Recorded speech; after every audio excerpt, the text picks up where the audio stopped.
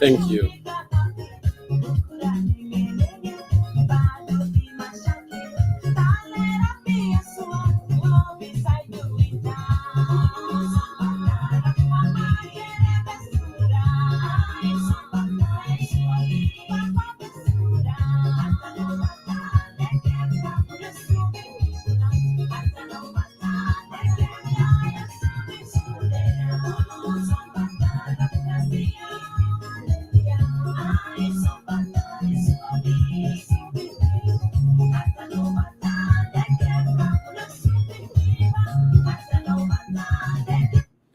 Good morning, good afternoon, and good night.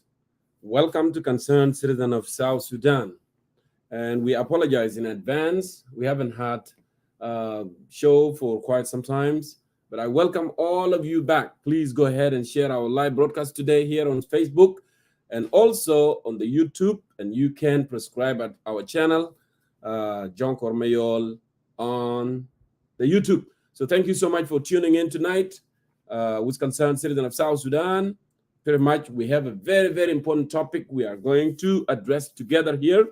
As you can see below on the screen, Chronic-Institutionalized Corruption, President Salva Kiir, Bribes, Revitalize, Transitional National Legislative Assembly, and the Council of State, with amount of $30,000 for each MP in order to pass the fiscal year budget 2022-2023. Okay. الموضوع المهم اللي احنا جايين نناقشه اليوم فساد ذو طابع مؤسسي مزمن. اوكي. Raise Salva Kiir Mayadit, as you know it, already bribing the National Legislative Assembly, the Transition National Legislative Assembly, and the Council of State as well, in amount of $30,000 each. ده ما أول مرة يا جماعة الكلام ده حصل قبل كده في 2016 2017. You remember the $40 million اللي كان جا قسموا لأعضاء بتاع البرلمان in order to pass his own budget. He always used the ideas of bribing, National Legislative Assembly عشان يمرر شنو البادجت بتاعه. Tonight we will have Moses Edward, economist, will join us here momentarily from Melbourne, Australia, to discuss this very, very important numbers. Also, we will be joined by Ustaz Dengdi Ayok to address the issue, not only the issue of economic, also we will be addressing the issue of government embassy of South Sudan in Egypt actually hurting the students who are there on scholarship. But of course القروش المفروض تجيم لمنحة دراسية ما بتصلتهم، فالطلبة يضطروا على إنه شنو to occupy the embassy، لأن طبعا دي سفارتهم، ودي السفارة المسؤولة بهم. ولكن حكومة سلفا كير والسفير جنوب السودان الموجودة في القاهرة قام بعملية شنو طلب المساعدة من الشرطة المصرية عشان يتم إجلاء الطلبة السودانيين الموجودين في السفارة، مما أدى إلى خسائر، إنه في ناس ماتوا يعني، وفي ناس يتعوقوا، وده المفروض ما تحصل من قبل الدولة اللي هي وفدت الطلبة بتاعها تمشي الدولة ثانية تمشي تدرس. دي جريمة في حد ذاتها، جريمة ضد الإنسانية، وجريمة ضد الدولة ذاتها، هم ده انتهاك لسيادة المواطن وطالب بتاع جنوب السودان الموجود في مصر. قضايا كبيرة جدا جدا جدا. نحن هنتكلم زي ما قلنا موضوع بتاع باجت، هنركز في grand corruption اللي هم they are involved، حكومة دي involved في سنين طويلة جدا جدا. نحن هنتكلم عن الفيجرز بتاعت إنتاج النفط، إنتاج بتاع الأويل، البيرل كم برميل بينتج في اليوم وكم برميل في السنة، والقروش بتجي فيها كلها هنا نملكه لكل مواطن سوداني جنوبي غيور اللي بيشاهدنا عبر هذه الفورم المتواضع اليوم. نحن هننتظر أستاذ موسى زدور عشان نخش. طبعا زي ما قلنا يا أخي، الحكومة دي دايما بتلجأ، حكومة سلفا كير بتلجأ إنه يعمل رشاوح، ده نوع من رشوة، يعني يعمل رشوة لمجلس ليجيسليتيف اسمبلي اللي هو البرلمان القومي عشان يعمل شنو؟ يمرر الباجت which is fake budget. موضوع ثاني هنناقش كمان، هنا هنتكلم عن الرواتب. طبعا البرلمان القومي، ما يسمى البرلمان القومي، بيصرفوا قروش بتاعهم، الرواتب بتاعهم بيصرفوهم دائما بدولار. هنا we are going to address this more, talk about it. للممبر الأعضاء البرلمانيين دائما بيصرفوا بالدولار، والجيش بتصرف بالعملة المحلية، والسيفل سيرفنت والبوليس كلهم بيصرفوا بالعملة المحلية. ليه؟ لو الناس كلها بتصرف بالدولار، ما خلاص هم كمان يصرفوا بالدولار بالمرة. ليه جماعة دي بيصرفوا بالدولار وجماعة دي ما بيصرفوا بالدولار؟ دي النقطة كمان احنا هنركز فيها ونناقش فيها كثير مع أستاذ موسى زدور وأستاذ دينجدي أيوك. زي ما قلنا الإنتاج الكلي في السنة، بالذات السنة ده والسنة الماضي according to their figures جاي من government ذاته، إنه الإنتاج اليومي للبترول بينتج 155,000 برميل في اليوم. 155,000 برميل في يوم. ال 155,000 برميل في يوم ده انت لو ضربتها كلها في 335 days اللي هو 365 يوما، فبيديك تقريبا 56 مليون و575 ألف برميل. ده الانتاج الكلي في السنه. هم كمان مشوا فيه ووضحوها وقال يا اخي they have a benchmark اللي هو بس roughly السعر بتاعت البرميل قالوا 75 دولار. ف 75 دولار انت لو ضربتها في 56 مليون و575 ألف، فبديك شنو؟ بديك تقريبا 4 بليون و203 مليون و125 ألف دولار و900 جنيه. ده كله ما في الأمر. فنحن نيجي نتكلم فيها ونشوف القروش اللي هم صرفوه اللي جابوه للميزانية كم، والدفست زاد بتاعت الباجت الماضيه، لان الناس ما بتصرف دائما، الناس ما بتصرف قروش، القروش ما عارفين بتمشي وين، تمشي للجيوب بتاعت الإليت ده. احنا هنيجي نتكلم في النقطه دي كمان. فليت مي جاست لوك هير اند سي ضيف بتاعي وين، لانه الحلقه دي اليوم very technical، لانه very technical which is very economical، it has more numbers. فنحن هنضطر انه استاذ موسس ادوار يكون موجود هنا عشان يقدر to go over these numbers ويملك الحقائق لكل المشاهدين الكرام. أستاذ دينجر أيوك also will join us here by Clubhouse، وأنا كنت شايفه قبل شوي كان موجود في Clubhouse، قد يكون يمكن اضطر طلع برا وهيرجع تاني. I hope network كمان will cooperate ونحن نشيلون نجيب أستاذ دينجر أيوك وأستاذ موسس ونستمر في البرنامج. Okay, let me, as I'm waiting for you, خلينا نشغل شوية a little bit of music here. وبعد كده ضيف. I hope there is no technical with them. Hope there is no technical. نجيب technical.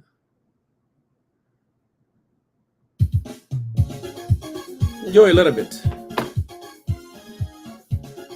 One more time. احنا متأسفين جدا جدا لأن احنا ما عملنا برنامج لفترة طويلة جدا، ويفترض كان يكون في كده، انتوا عارفين ضغوط بداية الحياة احنا بنمر فيه في كل مكان، ولكن عدنا وشوفوا بأعيننا إن شاء الله وهنستمر.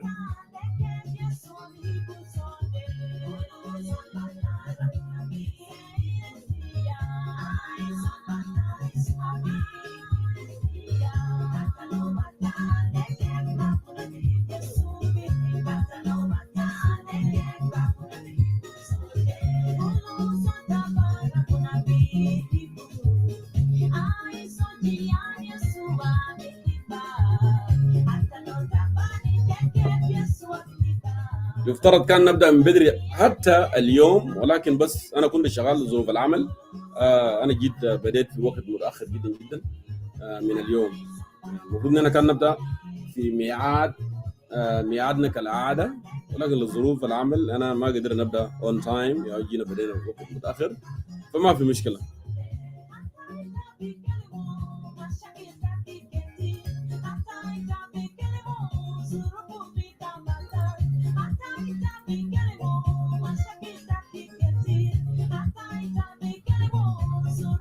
Please go ahead and share our live broadcast.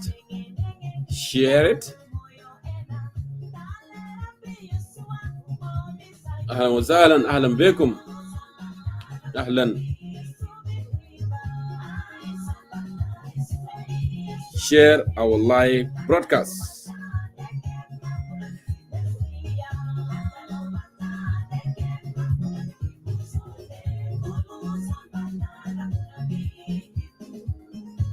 أهلا بك أستاذ شان جوزيف، أهلا بك.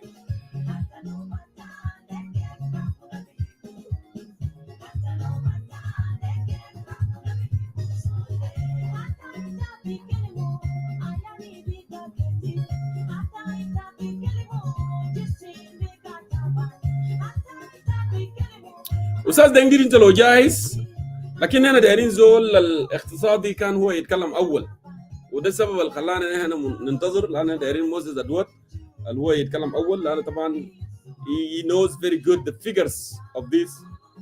فزي ما انا قلت the topic is very technical and it is good for us to listen to expert in this regard. اللي هو موسس ادوات كبير واقتصادي.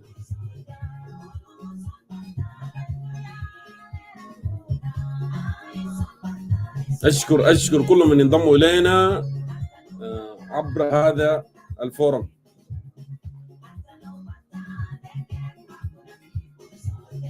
بعدين هنفتح الفرص بعدين لو في ناس دايرين تدخل وتقول آرائها، whether في كلاب هاوس ولا في لايف فيسبوك. لأن نحن we are live in both right now, in 3 actually, in Facebook and on Clubhouse and YouTube at the same time.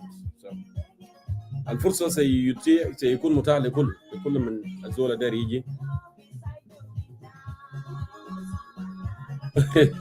I understand that, Loki, yes. Well, National Legislative Assembly الموجودة عندنا دي هنا كلمنا عنهم قبل كده، قلنا يا أخي they are just cheerleaders, you know, they are not there في المواطن. But that's why we wanted to stress more لكل South Sudanese إنه يقدر يعرف حقوقهم قاعدة وين ومن هو المشكلة أصلا في البلد، عشان يقدر يفهم المشكلة جاية من وين.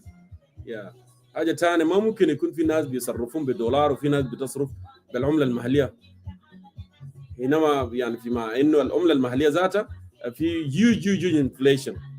يعني أنت لو ادوك 2000 جنيه ولا 4000 جنيه ساوث سودانيز باوند ما بيجيب لك أي حاجة، ما بيعمل لك أي حاجة، وده المرتب اللي بيصرفوه للجندي الواحد. يعني بالرغم إنه مثلا اليومين الماضية قالوا يا أخي they are going to raise the salary 100%. It doesn't matter 100%. ال $100 اليوم $100 ب 60,000 جنيه سوداني جنوبي، فلا يساوي شيء، يعني still ما يساوي شيء. إذا كان هم في J1 بيصرفوا أنفسهم بالدولار وبيصرفوا البرلمان القومي بالدولار، يعني الناس كلها تصرف بالدولار، ده يصرف الجيش بالدولار. أنا ما ممكن أنتوا الجيش اللي بتحرس البلد، انتوا اللي بتحرس الحكومه دي ذاته يصرفوكم بالعمله المحليه، والعمله المحليه ما بتجيب حاجه بالنسبه لك. اوكي، والسيفل سيرفنت يصرفوها بالعمله المحليه، والعمله المحليه ما بتعمل حاجه. ما ممكن الكلام ده. is so important, you know, for everyone، بالذات الناس اللي موجوده في سيفل سيرفنت. اوكي، والجيش الشعبي ما ممكن تدوق بالجنيه الساوث السوداني، والجماعه اللي بياخذوا بايه؟ بياخذوا بالدولار، والقروش اللي بدوق له ما بيعمل حاجه، ما بيجيب ولا تشكن لاولادك ولا حاجه لاطفالك يمشوا المدارس. اوكي، دي حاجه ما بتجينا. اوكي، نستمر. انا شايف استاذ موسس كتب لك عليه يا اخي بيجي in 10 minutes. استاذ دنجد بعد you can go ahead and tune in and تتكلم شويه، وبعدين نجي برضو لما الزمن تجي ممكن نجي نجيب Moses. Then Moses, it looked like he has a little bit of technical. It's running a little bit late. So مش أحسن لو في طريقة if you are ready let me know عشان نقدر نديك الفرصة. صدق كده أيوة. أنا في غنى هنا داير أشغله كمان the reason أنا داير أشغله. أنت هتسمع اسم سلطان، والسلطان ده كان سلطان تفراتيت في منطقة زنبيل والراجة ومناطق دي الحدودية دي كلها long time ago. السلطان دي كان حارب الإنجليز، وده من السلاطين الكويسين، يعني كانوا بيتعاملوا في المناطق بتاعنا. لو زول عمل جريمة بجاي ومشي هناك بيقبضوه ما زي السلاطين الموجودة في جوبا زي ناس كير الآن. أوكي، هو كان سلطان كويس، يعني سلطان كيانغو، هو من جولو أصلا. the good thing شباب بتاعنا ديل بيجي يغنوا تاريخ اليومين ديل which is something good. Sultan Kiango.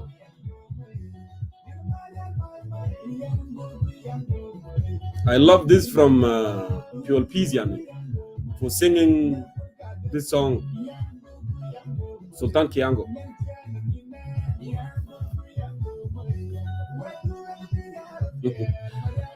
So then if you are ready, ممكن أنا أجيبك.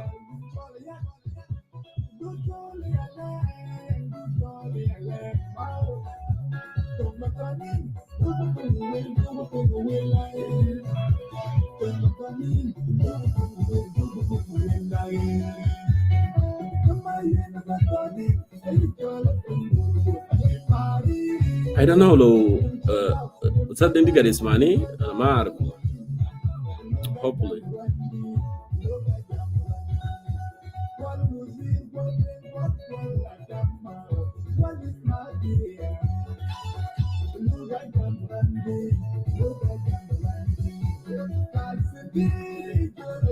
بعدين ممكن تشير، يعني انتوا عملوا شير لكايدا في فيسبوك، في هنا ده في واتساب، not واتساب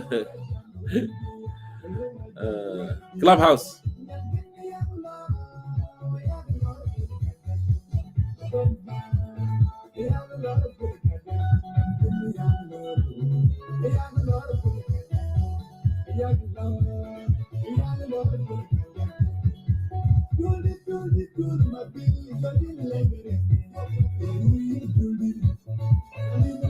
our live broadcast. It is Sunday, October 9, 2022. زي ما قلنا نتكلم في مواضيع مهمة جدا جدا اليوم. شايفين هنا في الشاشة Chronic-Institutionalized Corruptions. دي معروفة. Corruption أصبحت institutionalized for a very long time. President Salva Kiir bribed the revitalized National Legislative Assembly and Council of State, okay, with amount of $30,000 for each. سنة 2016 2017 كان في برايف 40 مليون كان قسموه برضه لأعضاء the National Legislative Assembly عشان يعمل اكستنشن لفترة بتاع سلفا كير في السلطة. الآن سلفا كير is passing the budget by bribing, okay, أعضاء البرلمان القومي, upper house and lower house, council of state, which is 100 member of council of state. كل واحد هياخد $30,000 عشان يعمل باس للبادجت. وبدأوا فيه خلاص يعني العملية ده هيدفعوا لهم $15,000 في الفترة الأولى، والفترة الثانية شو يدفعوا لهم $15,000. السؤال اللي احنا بنسأله دائما، ليه الكلام ده؟ اوكي، الكلام ده بتقول ليه؟ اوكي، الكلام ده بضرك انت كمواطن، not only انت كمواطن. الناس زيل برغم ده كله بيصرفوا شنو بالدولار. اعضاء البرلمانيين بيصرفوا بالدولار، الجيش بتصرف بالعمله المحليه، السيفل سيرفنت تصرف بالعمله المحليه، اوكي، وانت الحارس، اوكي، ناشونال سكيورتي بتصرف بالدولار. طيب نحن مع الحكايه لو بقى دولار، ما خلاص انتوا تصرفوا بالدولار. ما ممكن الناس دي اللي يفضلوهم على ديل، يفضلوا الناشونال سكيورتي على الجيش، ويفضلوا ممبر بتاع برلمان على الجيش. الكلام ده تحصل كيف؟ انت هتفضل لحد 200 هتكون كده يعني. ف we gotta find a solution here, okay.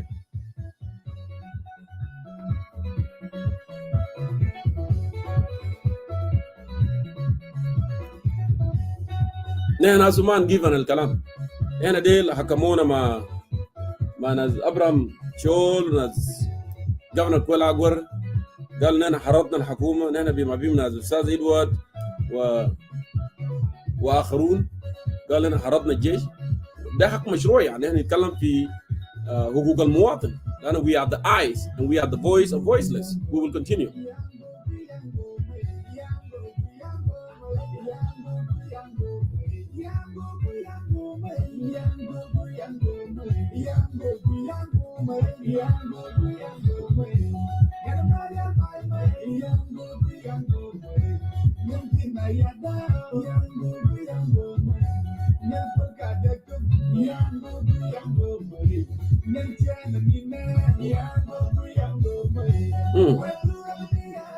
Go ahead and share our live broadcast يا جماعة.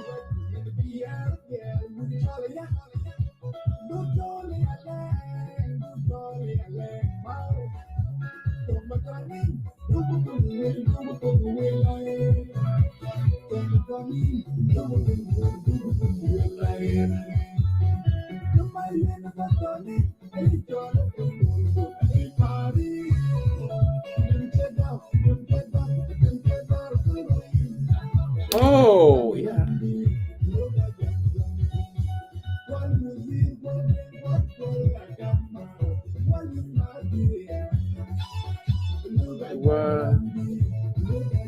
يا أنا ما قاعد أتكلم وأنا ما عملت.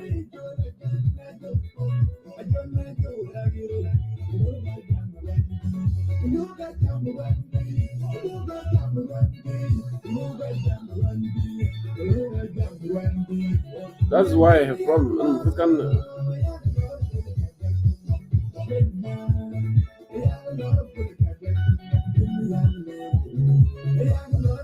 لازم تعمل انفايت لزول يتكلم يا، لكن انا ما عملته. That's why. ليش يا جماعه؟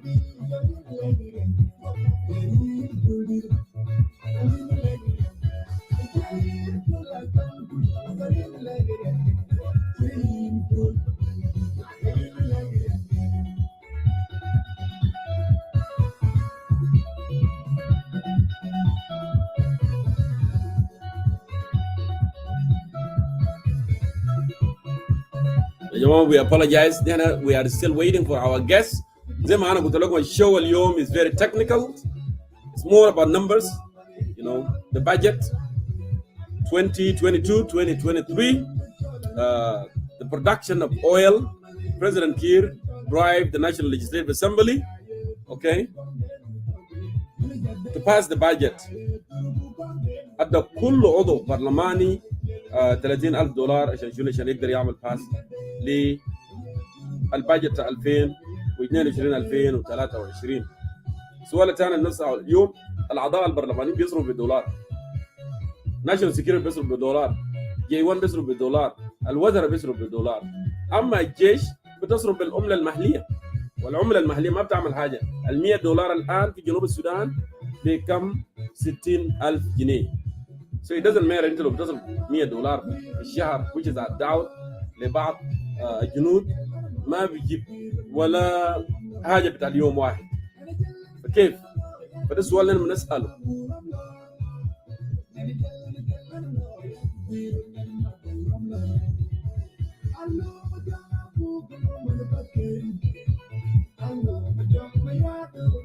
I think maybe I have issues. Why this thing is not allowing me?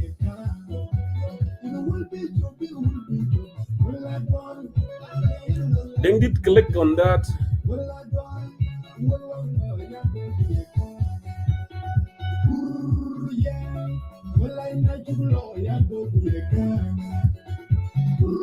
I think maybe I'm doing something wrong that Dengit cannot get me, or what, I have no idea.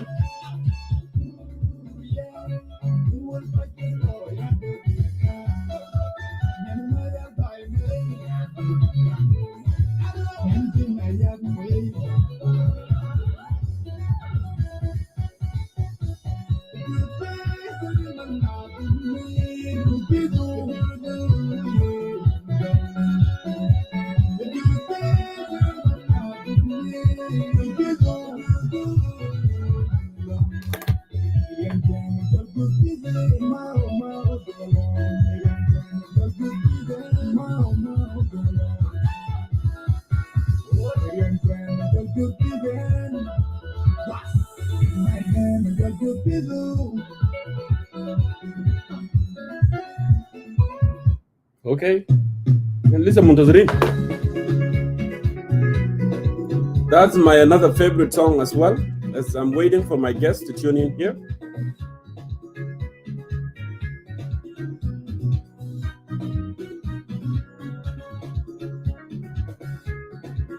Okay, that's good.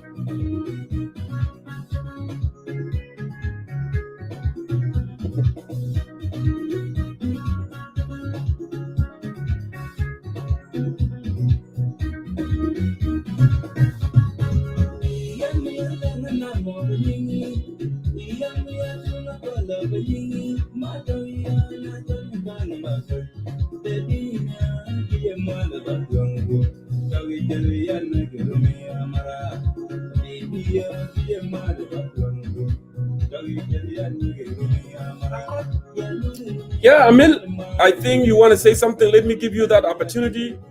احنا منتظرين في الضيوف والضيوف بتاعنا ما جاهزين. So نديك الفرصة يا عمل لا تقول حاجة انت عبر كلاب هاوس there. تفضل يا عمل. لا انا بقول حاجة هسه جنكور اديني جرين نعمل ريبلاي في كلاب هاوس ونجيب ناس.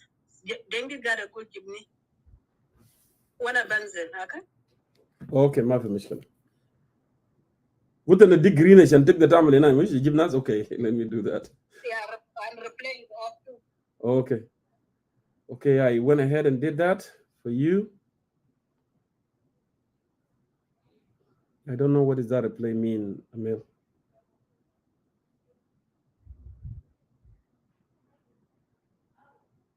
Yes. Okay, نستمع الأستاذ بولس here as فنان بولس as we are waiting for our guests to tune in. Ustaz Moses, what? Actually, I'm doing right. I thought maybe I was not doing right.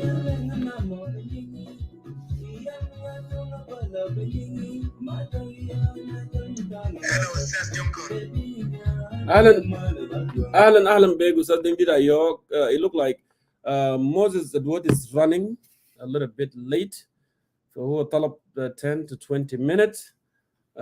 طبعا التوبيك اليوم تكنيكال، كنا نعمل على انه استاذ موسيس هو اللي يكون في المقدمه، وبعد كده نيجي نجيب الناس اللي جايين يعلقوا. لكن since he is running behind, maybe we can give you that opportunity استاذ دنجد. But it doesn't hurt anything. We can go back and forth فيما بعض بعدين. ف نجيبك وتتكلم شويه، وبعد كده نجي نجيب موسيس لو هو بقى جاهز. تفضل. أستاذ جونكور، شكرا لك على الفرصة. أنا ما هقدر أتكلم الآن. نعم.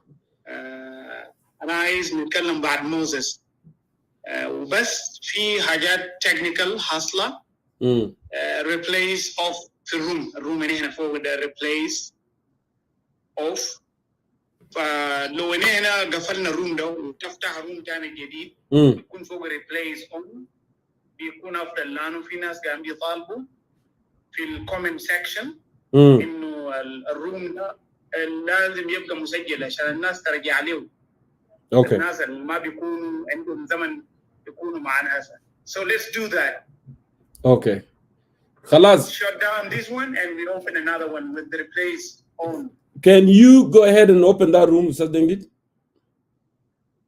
And pinch me down? Is that possible ولا ما possible? It is, I mean, okay. Yeah. Let me try. I'm not making a promise, but let me try. Yeah, if it's not working for you, it's okay. I can always do. And I don't want to miss anything. Okay, let's go ahead and close this. And we will be doing it with replay. I hate to have a dead air. We don't have choice.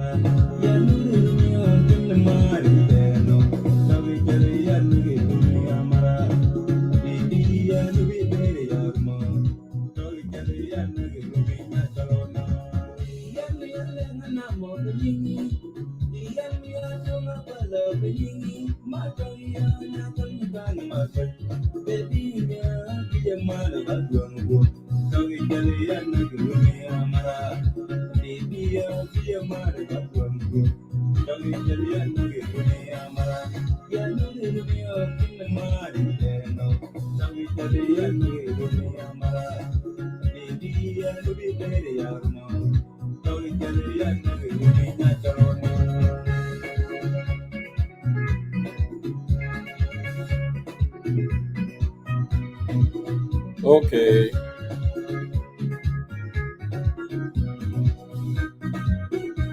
I think this one is much better now. Let me look for something. Yep.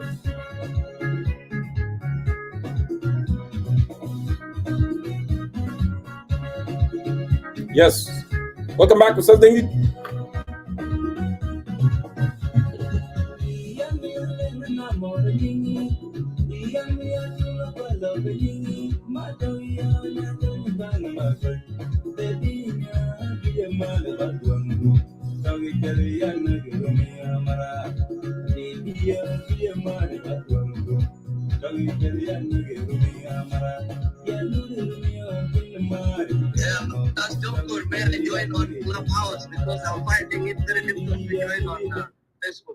What is that? You are unable to tune in through Facebook? Yes, I'm trying now, but it is becoming very difficult. I don't know why.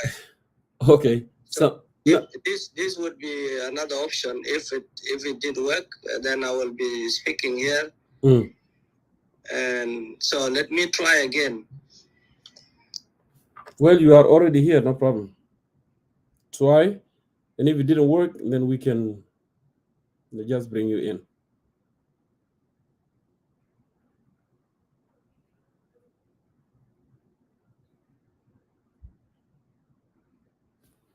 What a technical. I apologize to our viewers for this, for inconvenience, Malish. Just a little bit of technical we have faced. That's why. Again, we will get it. We'll get fixed. Okay, Ustaz Moses, why don't we just continue you there on the Clubhouse and just forget about Facebook if you are having difficulties, and we move on from here, because I think we wasted a lot of time and we should have started on the top of the hour. That's okay? Ustaz Moses?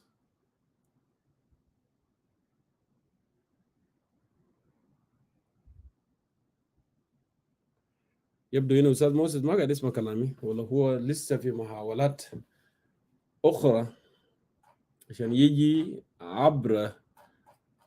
Yeah, I'm listening to you, Ustaz Jonkor. I'm still trying to join you through Facebook. Yeah, I'm saying that if Facebook is giving you a hard time, why don't you just quit Facebook and then we start here? It would be much better. So عشان احنا نكسب الوقت.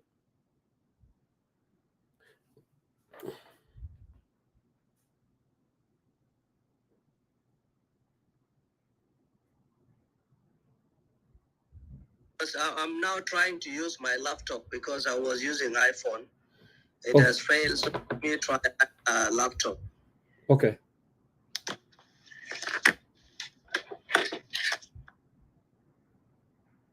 Okay, let me bring this again.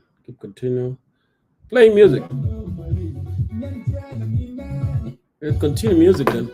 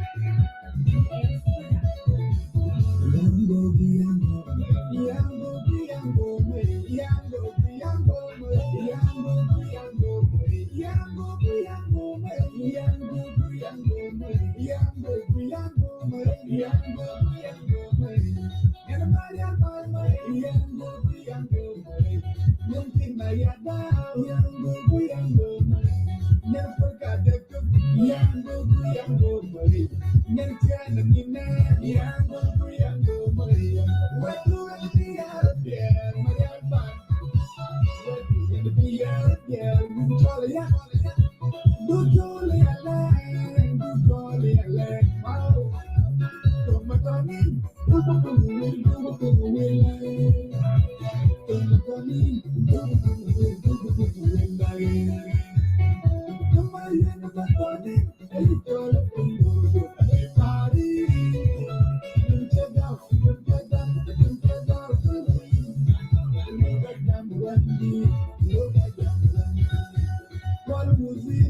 hope you can do it as quick as you can, because the number has increased on the Facebook significantly. So actually people are interested in listening to this topic tonight, which is a very good sign. I know it's very technical topic tonight, but it's very important عشان احنا نملك الحقائق لكل شعب جنوب السودان. اوكي زي ما كلمناكم قبل، التوبيك بتاعنا اليوم حديثنا بنتحاور عن Chronic-Institutionalized Corruption. President Salva Kiir bribed the member of revitalized National Legislative Assembly and the Council of State with amount of $30,000 for each MP, okay, to pass the fiscal budget 2022-2023. The فساد ذو طابع مؤسسي، مزمن، وده دايما بيمارس الرئيس سلفا كير عشان يقدر يعمل باس لباجت دي. هنا 2016 2017 انتوا لو مذكرين كويس، نفس العمليه اتكررت، واي كلام اللي احنا بنقوله دايما في الفورم هنا ما هي الا هو حق دايما. نفس الرئيس سلفا كير كان عمل برايب لاعضاء بتاع البرلمان القومي ايضا، انتم مذكرين 40 مليون عشان تكستند his term in the office. الكلام ده كان وين؟ قبل ما نصل في 2018 عملوا برايب، كل زول اخذ قروش. الزول الوحيد اللي رفض القروش كان البرلماني اتم قرن، وقال ما ممكن.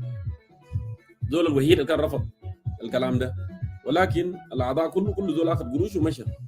اوكي. النقطه الثانيه كمان، دائما الاعضاء بتاع الناشونال ليجيسليتيف اسمبلي والناشونال سكيورتي والوزراء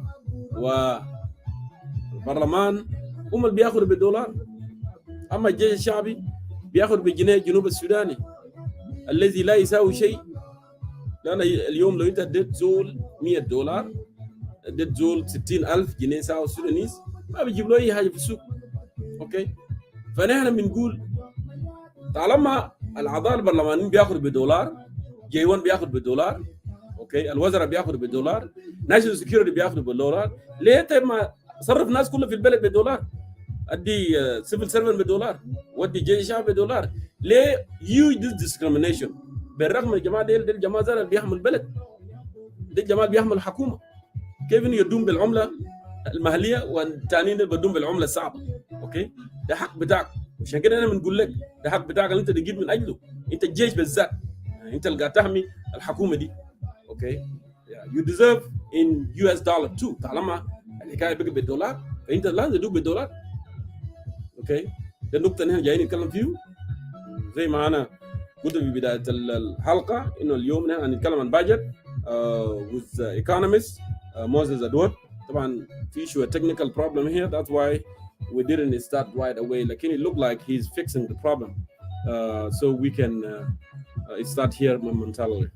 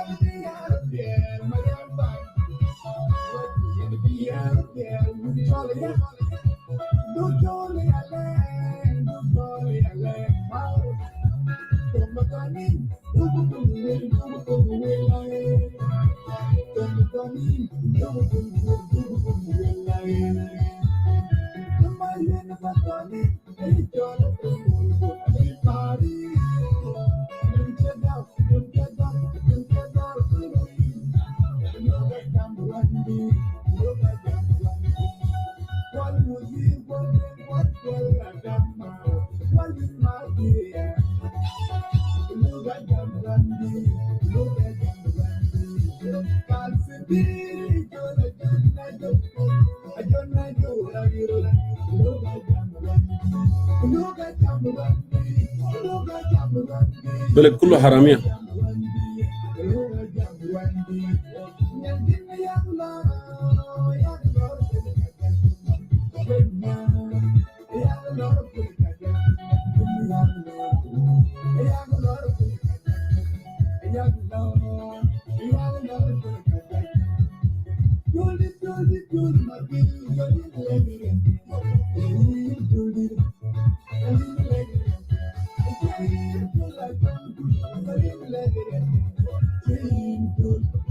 الناس في please go ahead and share those who are in Facebook here. Thank you for being patient.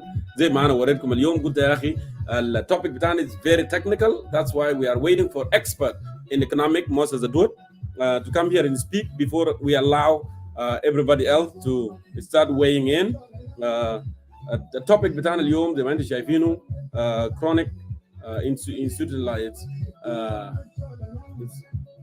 the topic بتاعنا اليوم هو في السكرين here. Institutionalized corruption, President Salva Kiir bribe the revitalized National Legislative Assembly and the Council of State with amount of $30,000 each MP to pass the fiscal year 2022-2023. ده طبعا فساد ذو طابع مؤسسي, and I do see that Alhamdulillah Salama most of the word is here. It's been very long time.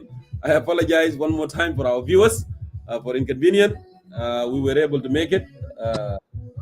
أستاذ موسى الأدوات الاقتصاد الكبير و member of United Citizens for Change is here to help us with figures, with the numbers, the budget, and the production of oils, grand corruptions, a lot of questions tonight. Ustaz Moses Adwat, Ahlan Bek Mujaddadan, welcome to Concerned Citizen of South Sudan.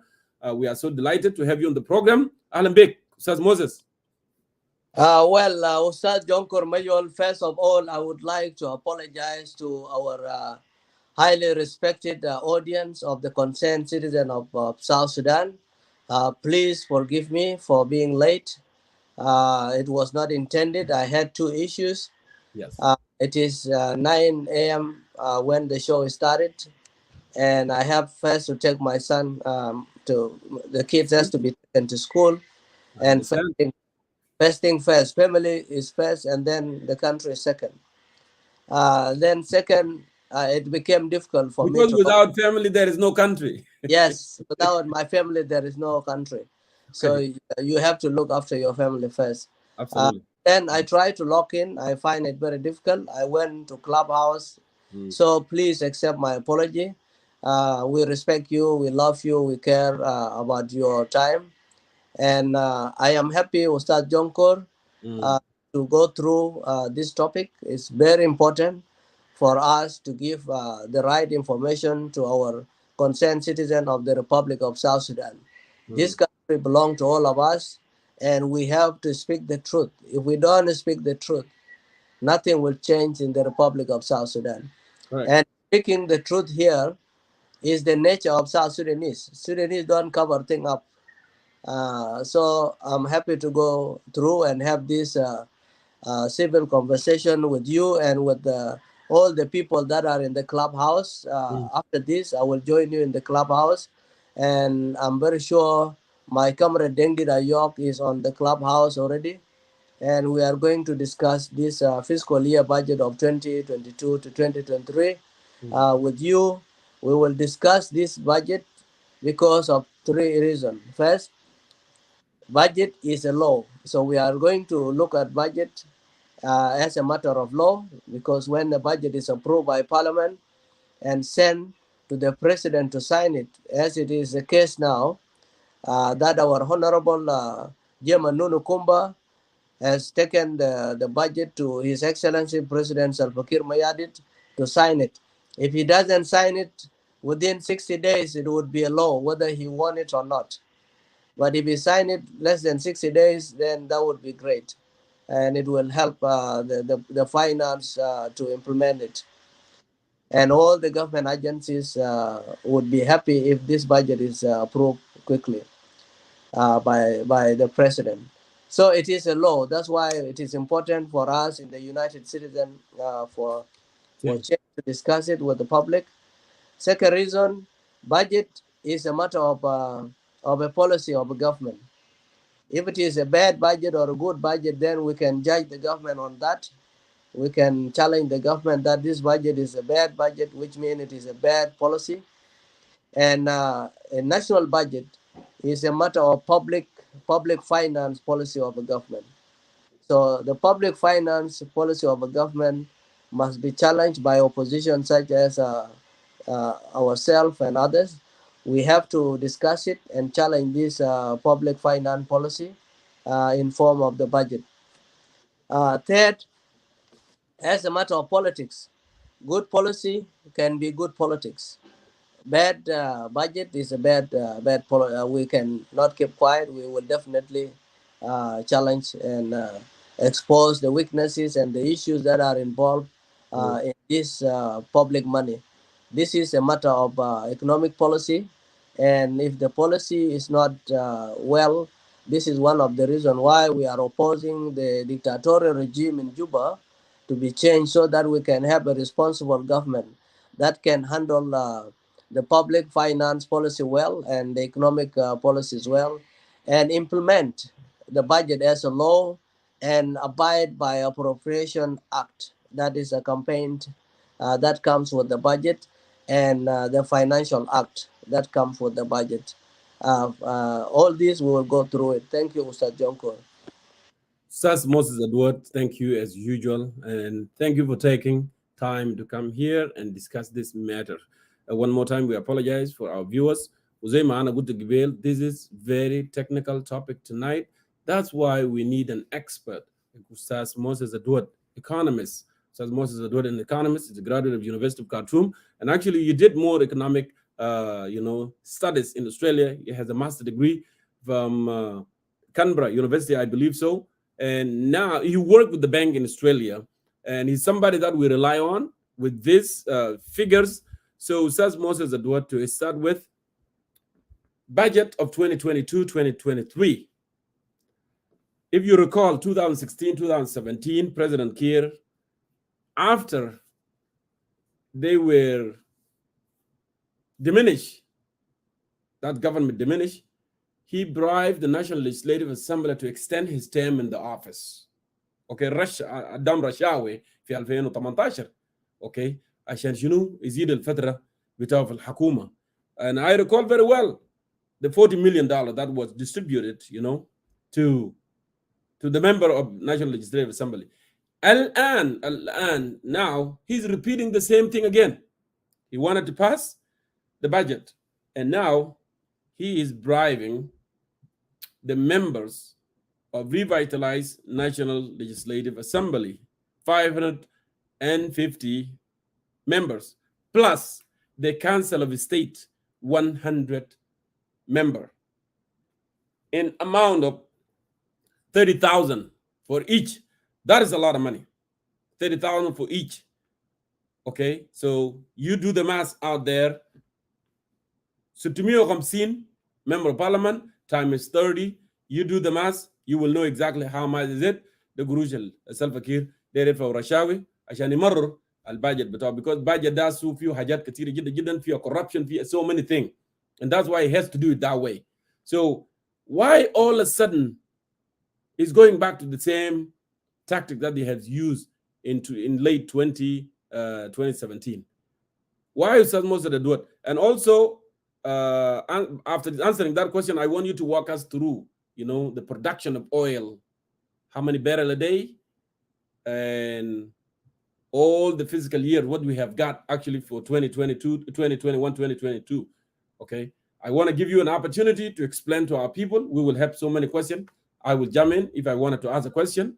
And also, I wanted to tell our viewers, if you have a question, please write it down here on the comment sections, and we will bring it right there to Ustaz Moses Edward, and it will be answered. And later, we will be joined by Ustaz Dengjir Ayok also, to recap and elaborate more on this matter. Ustaz Moses Edward, you are welcome. Now, the podium is yours. You can mix it, Arabic, English, and go for it.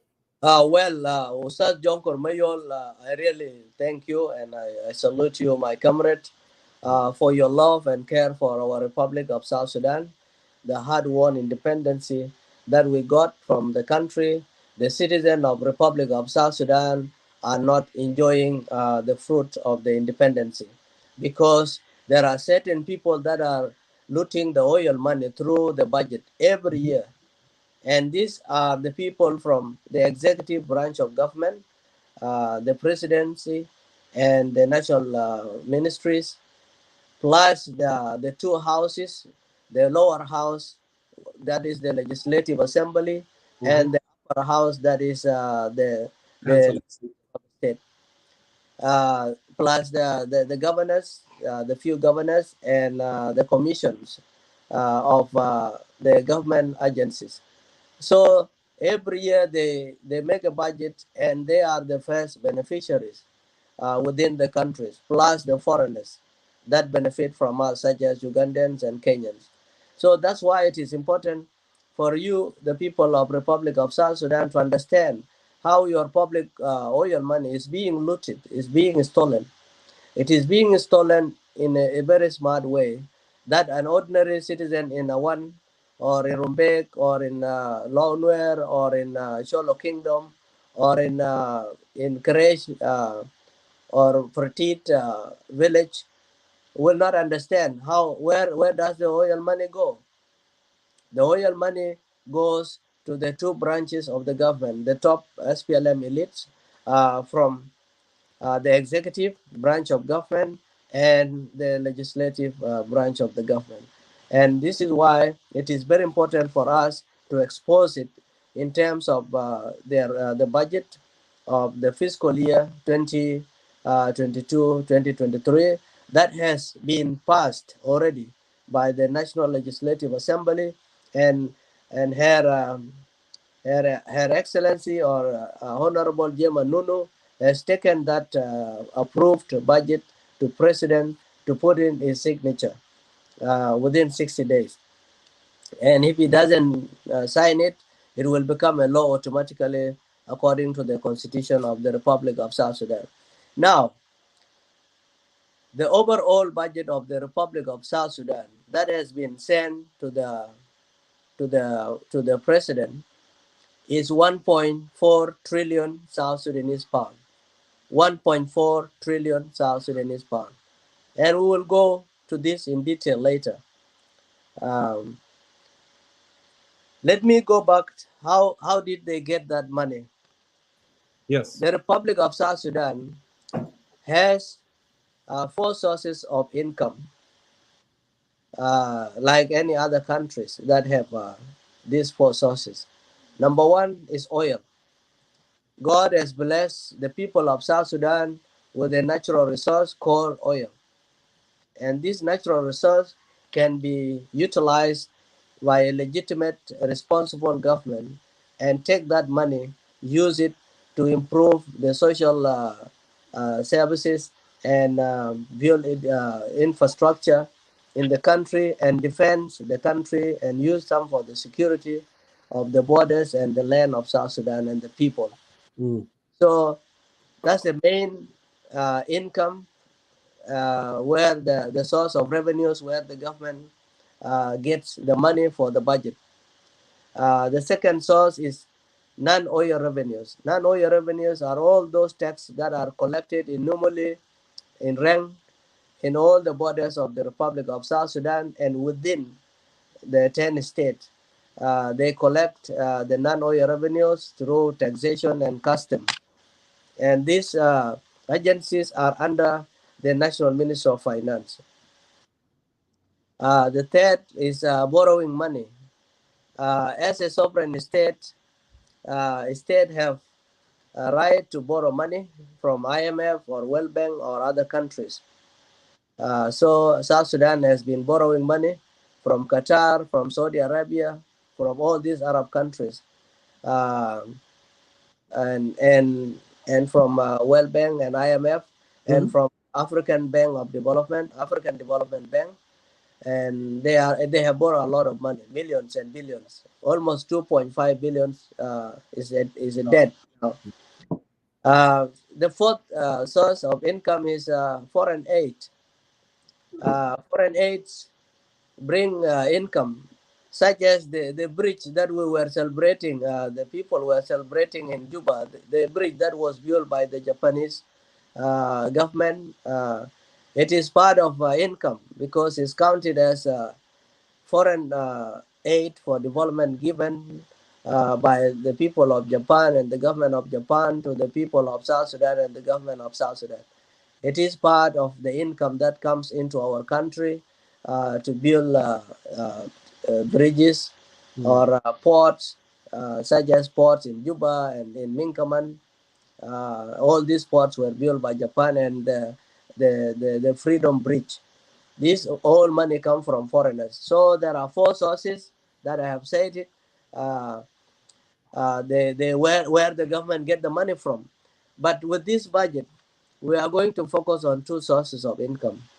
There is no direct foreign money that has been added in this budget because the foreigners know that if they give the money direct to the government of South Sudan, they are corrupt, they will steal the money, and the money will not go direct to the people.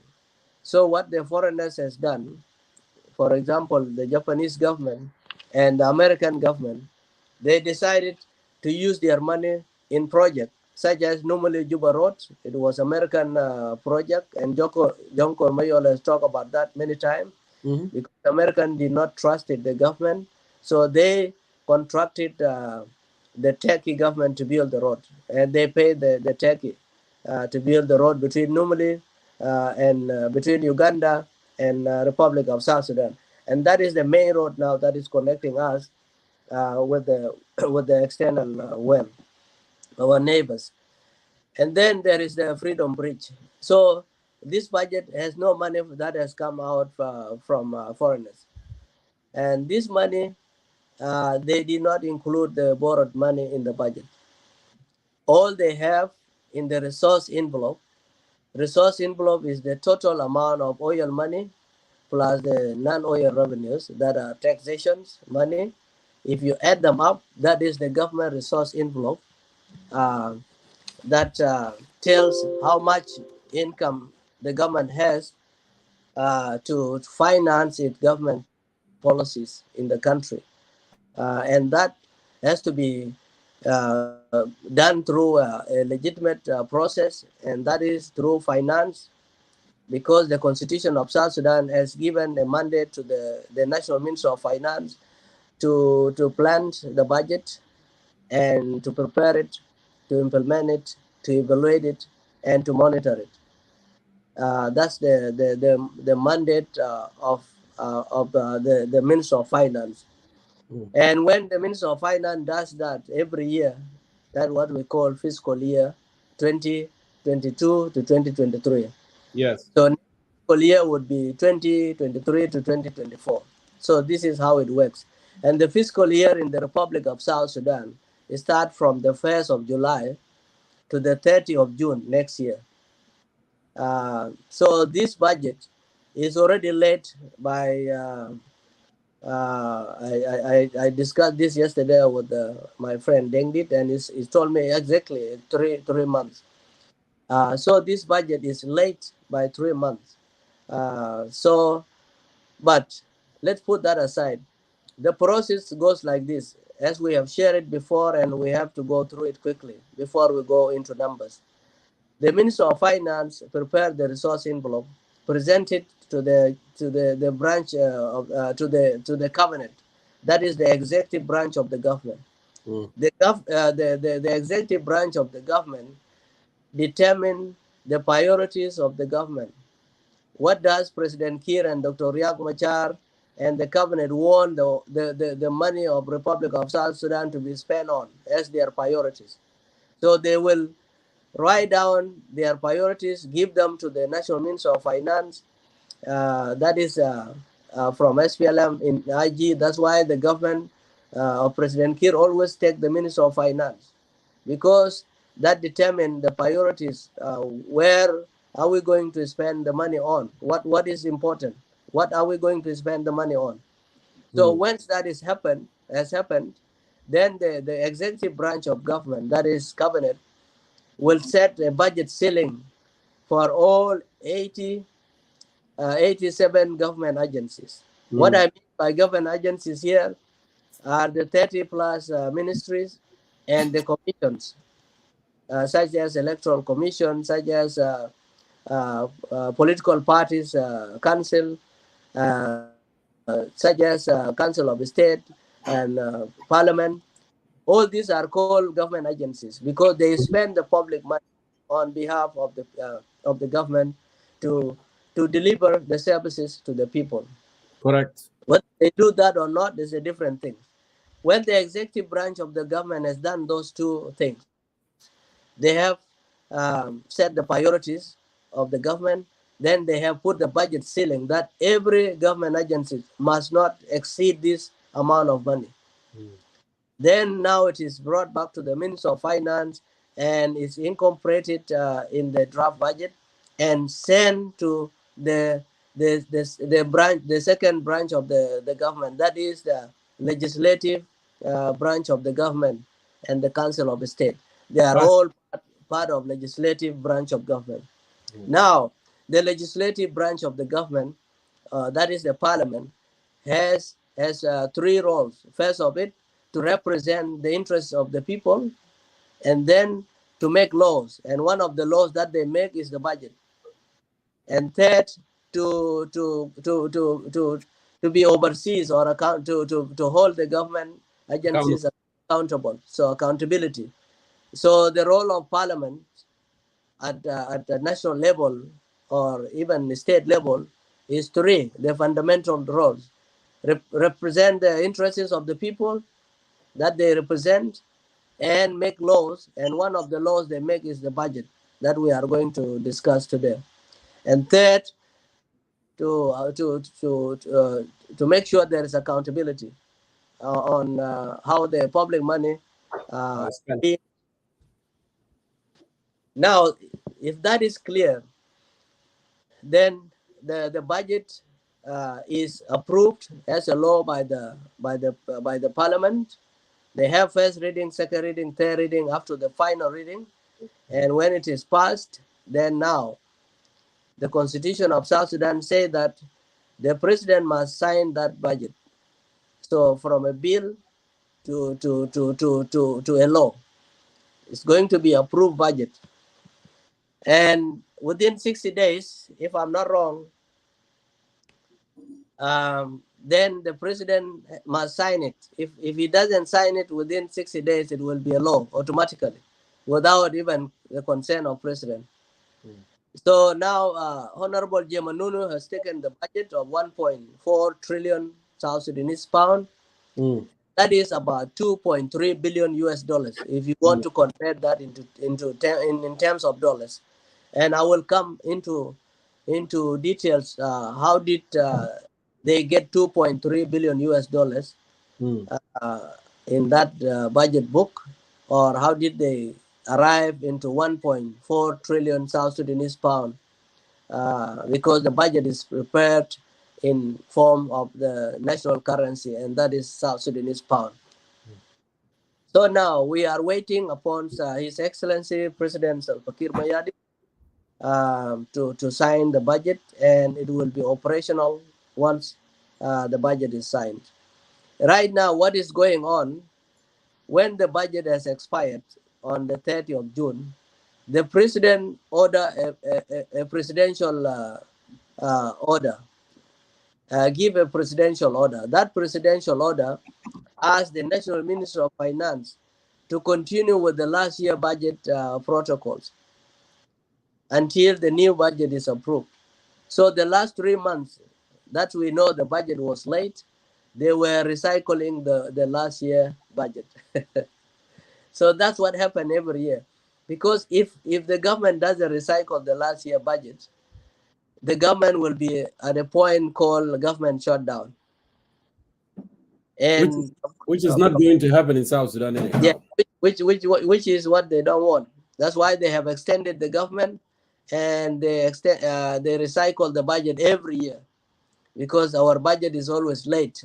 So they recycle the last year budget, and they rely on extension of the government, so that the government cannot be shut down. You cannot run a government in this country without a budget, without money, because you need money to finance your government policies. So that is a snapshot about what goes on in the National Ministry of Finance, and the role of the two branches of the government, that is the executive in terms of budget, what is its roles in the budget, and what is the role of the Legislative Assembly and the Council of State in the budget. Their role is they are lawmakers. Now, let me go back. What brought 1.4 trillion? In the Ministry of Finance, as John Corey said, I have worked there as an inspector of budget for 3 years. And as John Corey has introduced me, I really thank you, Ustad John Corey. I would just say that I was a student in University of Khartoum in Kuliat Basnan School of Dentistry, but I did not finish it. So when I went to Egypt, I came back to Australia. I came to Australia, and I shifted from science to arts. So I did a Bachelor of Applied Economics in 2010 in University of Canberra, the capital city of Australia. And then I did applied of international. I did international economic law, masters in the same University of Canberra. And I've also done a graduate diploma in international development. And I've done some research and studies on public policy. So all this, if you want to know about me, that's the snapshot about my humble credentials. But that is not all important. What is important is that I have worked with the government of Republic of South Sudan for 3 years as the head of the public administration sector, because South Sudan has 10 sectors. And in the public administration sector, I was responsible for 17 ministries. I was responsible with my team, and I was the head of the team.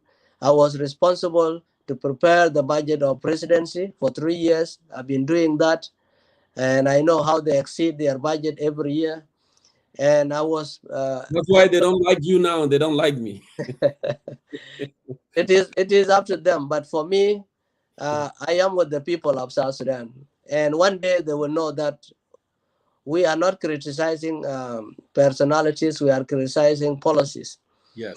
And those policies are not working, and you cannot waste people's lives and future when you are dealing with public money. So we have to speak the truth, and the Bible says, say the truth and the truth shall set you free. Mm-hmm. So I have also prepared the budget of the parliament for 3 years, the budget of cabinet affairs, the budget of council of state, federal affairs, and electoral commissions, political party councils. So I was really busy in Juba for the last 3 years, learning and doing at the same time. So all that I'm saying here, I used to sit as a secretary in the boardroom when the central bank is meeting with the Minister of Finance for us to decide on the final resource envelope of the country before we present it to the executive government. So I'm not here to make up stories. I know what I'm talking about, and I have worked there. And if you think what we are saying is not true, we are happy to join us in the clubhouse or in this forum, humble forum of United Citizens for Change, the concerned citizen, to come and challenge us that this policy or what we have said against the government is wrong. Come up, challenge us, tell us your version of the story, and there the people of South Sudan will decide who is saying the truth, and they will make their own decision for their future. Now back to the point. What happened in the National Ministry of Finance for the Ministry of Finance to determine the resource envelope, I mean to estimate the final income of the government, they have to set two things. They have to deal with the oil money because that's the majority, the high percentage of the budget come from oil money. Yes. 90 plus come from. So what we do to deal to know how much money has come from the oil, we multiply the quantity times price. The quantity of oil that is produced in the Republic of South Sudan times the price per barrel. So the quantity in the Republic of South Sudan is 155,000 barrels per day. يعني 155,000 برميل في يوم. ده الإنتاج النفط في دولة جنوب السودان. It could be more, Moses, but they are not honest telling the truth.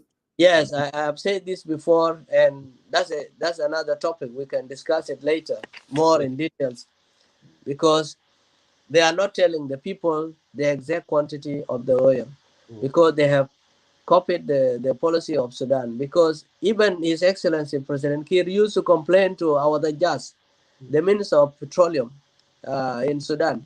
Our Dajas was not giving the right money to South Sudanese, the Southern Sudanese by then, during the 6 years interim period. And President Kiir himself asked our Dajas one of the days that our Dajas, now you are giving us this amount of dollars. What percentage is it that you are giving us? And the government of Sudan was not able to tell the exact quantity to His Excellency President and the government of Southern Sudan by then. So President has taken that as an advantage, and now he's not telling us the exact amount of the quantity of oil of Republic of South Sudan. But it has increased, John Core. When I was there for the last 3 budgets, we were using 120,000 barrels per day. So now it has increased by 35,000 barrels per day, which is a positive sign. And we actually expected this to go to 320 during the interim period and before 2013. We were producing 320 or 350,000 barrels per day. Yes, we were a lot. So that was a lot. Now we have reached half of that quantity. So we have reached half of 320. Now the government is saying that they are producing 155,000 barrels per day. As you have put it well, I was listening to you, John Core, in the beginning. You multiply the quantity times price.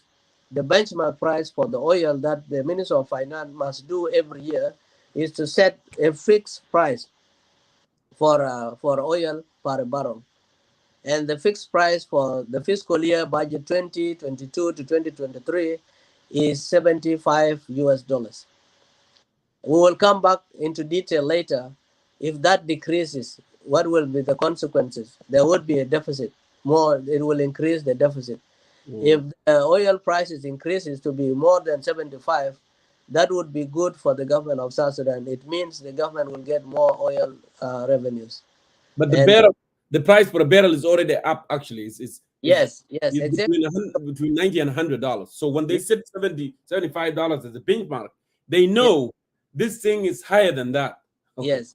So that's where we come to underestimated budget or overestimated budget. We'll come there later. But that's come from the idea of benchmark price that they set, that there must be a benchmark price to create certainty in the planning of the budget. Now, if you multiply that first 155,000 barrels per day times 365 days a year, some years many days, some years have less days, you will get, based on my calculation here, you will get 556 million 56 million barrel. 775,000.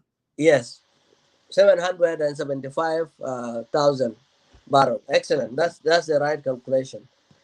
So that's the overall oil that South Sudan is exporting. That's the only commodity we export in our land, in the Republic of South Sudan. And we get, out of that, we get $4.2 billion US dollars. And 4,243,125. Sorry, 4,243,125,900. Exactly. Lot of money, Moses. So 4 billion, that's what we got from the oil money, but the oil companies have to take some of the percentage, of course, imposed by Sudan on South Sudan because of the pipelines and the fee. Pipeline paid already. It's finished, but we have to also pay transitional fees.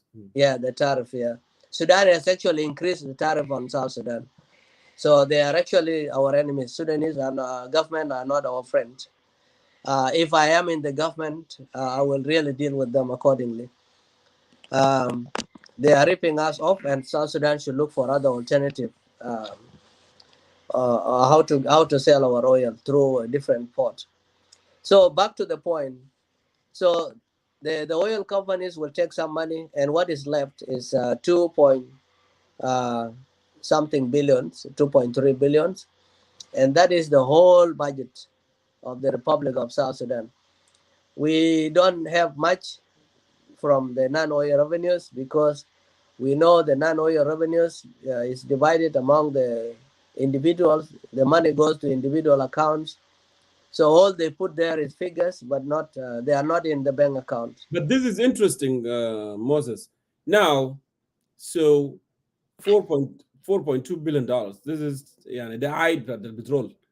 يعني 4.2 billion dollars. The عائد البترول alone. There is a taxation. You are muted. It look like Moses. There is a taxation. Yeah, okay. It is actually for 2.3 because it's 2.3 billion. And you can just say 2.3. Yes, and there is a taxation too. There is a taxation. There is so much where this money goes as well. They are not included here in the budget as I see. Yeah, so that's what we really need to question, and this is why we are saying here. What we say there, it is the role of the parliament to scrutinize the budget. Summon all the ministers or governors, anyone that is seen corrupted, misusing or misappropriating the budget money, the parliament should call them and hold them accountable, and they can even give them vote, sack them, give recommendation for that minister to be dismissed. But they are not doing that because of this reason that we put as the topic of our discussion. The parliamentarians themselves are being bribed every year, Osad Jonkor and my dear fellow South Sudanese. Let me go to the genesis of when did they start to bribe the members of parliament. Right now, this budget, they were given, they were promised to be given 30,000 US dollars this year. They have actually requested 50,000. But the executive branch of the government, President Kiir and the presidency, say that we cannot afford to give 50,000 US dollars to 650 members of both houses, the parliament and council of the state. All we are going to do, please pass the budget. Don't delay it. No more scrutiny. Just pass it, and we promise you we'll give each member of parliament 30,000 US dollars. So, and the parliamentarians say, no, you have to give us some in advance. Yeah. So President Salva Kiir wrote a letter, executive order to the Minister of Finance to give each member of parliament $15,000 in advance. 6 months in advance. And then later in January or February, they will be given another $15,000. So when they receive $15,000, they pass the budget. No more question. They did not question anything. Yeah. Kumdok. Loktok, yeah. Yeah. This is what we call Tongwanjang. Kumdok. Awan achilagog ke kanyijong goja wan goy moratong na temrer wa ko kuchin ku ju call ju taje anyijong tong asaba lo un nya pai ke yok to ke chino ko boko nong riam goy ko kaman chol be hot go le kaman nga chu tok nok ko wan we la ko goja anyijong ting to ko yo ke tok nang call go yu po ku chop ke. So President Kiir is the fox with his presidency. Yes. So tomorrow to MPs I just try to call 15,000. Me and I won anyway. So this is what is going on. They have been bribed. There's no other way to put it, because that was not salary. By the way, it was a Jonkor. It was given under Chapter 2. Sweetheart deal. They call it sweetheart deal. They gave this money as medical. So all the MPs are sick. They should actually resign and get out of the parliament. So they all been given 15,000 for medical, and another 15,000 is coming for medical, and their salary is going to come as well. So this is what has happened. The people of Republic of South Sudan, you are being cheated. The parliament is a hand-picked parliament. They are not doing their role. They are not representing the interests of the people of the state where they come from, or counties, and they are not holding the executive accountable, because they themselves have been bribed and they are corrupt.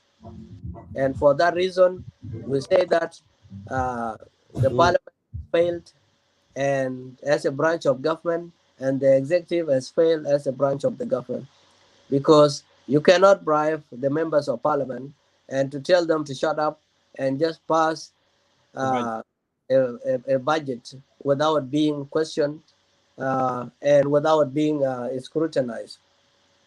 So this is the point that we want to make it crystal clear to all the concerned citizens of the Republic of South Sudan, that when we oppose the government, we don't just oppose the government for the sake of opposition. We oppose the government because of their bad policies, and budget is a public policy. Corruption is spearheaded by 550 MPs seconded by the president. Very shame to be bribed to do wrong thing on behalf of the people. Yeah, thank you so much. Assassin is to me 50 actually. The other 100 that you have to add, Council of the State. So it is 650 members of parliament and Council of the State that have been bribed. Even the civil servants that are working, they've been bribed $2,500. Those that are working in the parliament and in the Council of the State. Those in the parliament, the technical staff, each one was given $2,500 to keep quiet and to do the job. So this shows that there is a grand corruption in two branches of the government. That is the executive and the legislative. And the judiciary is keeping quiet.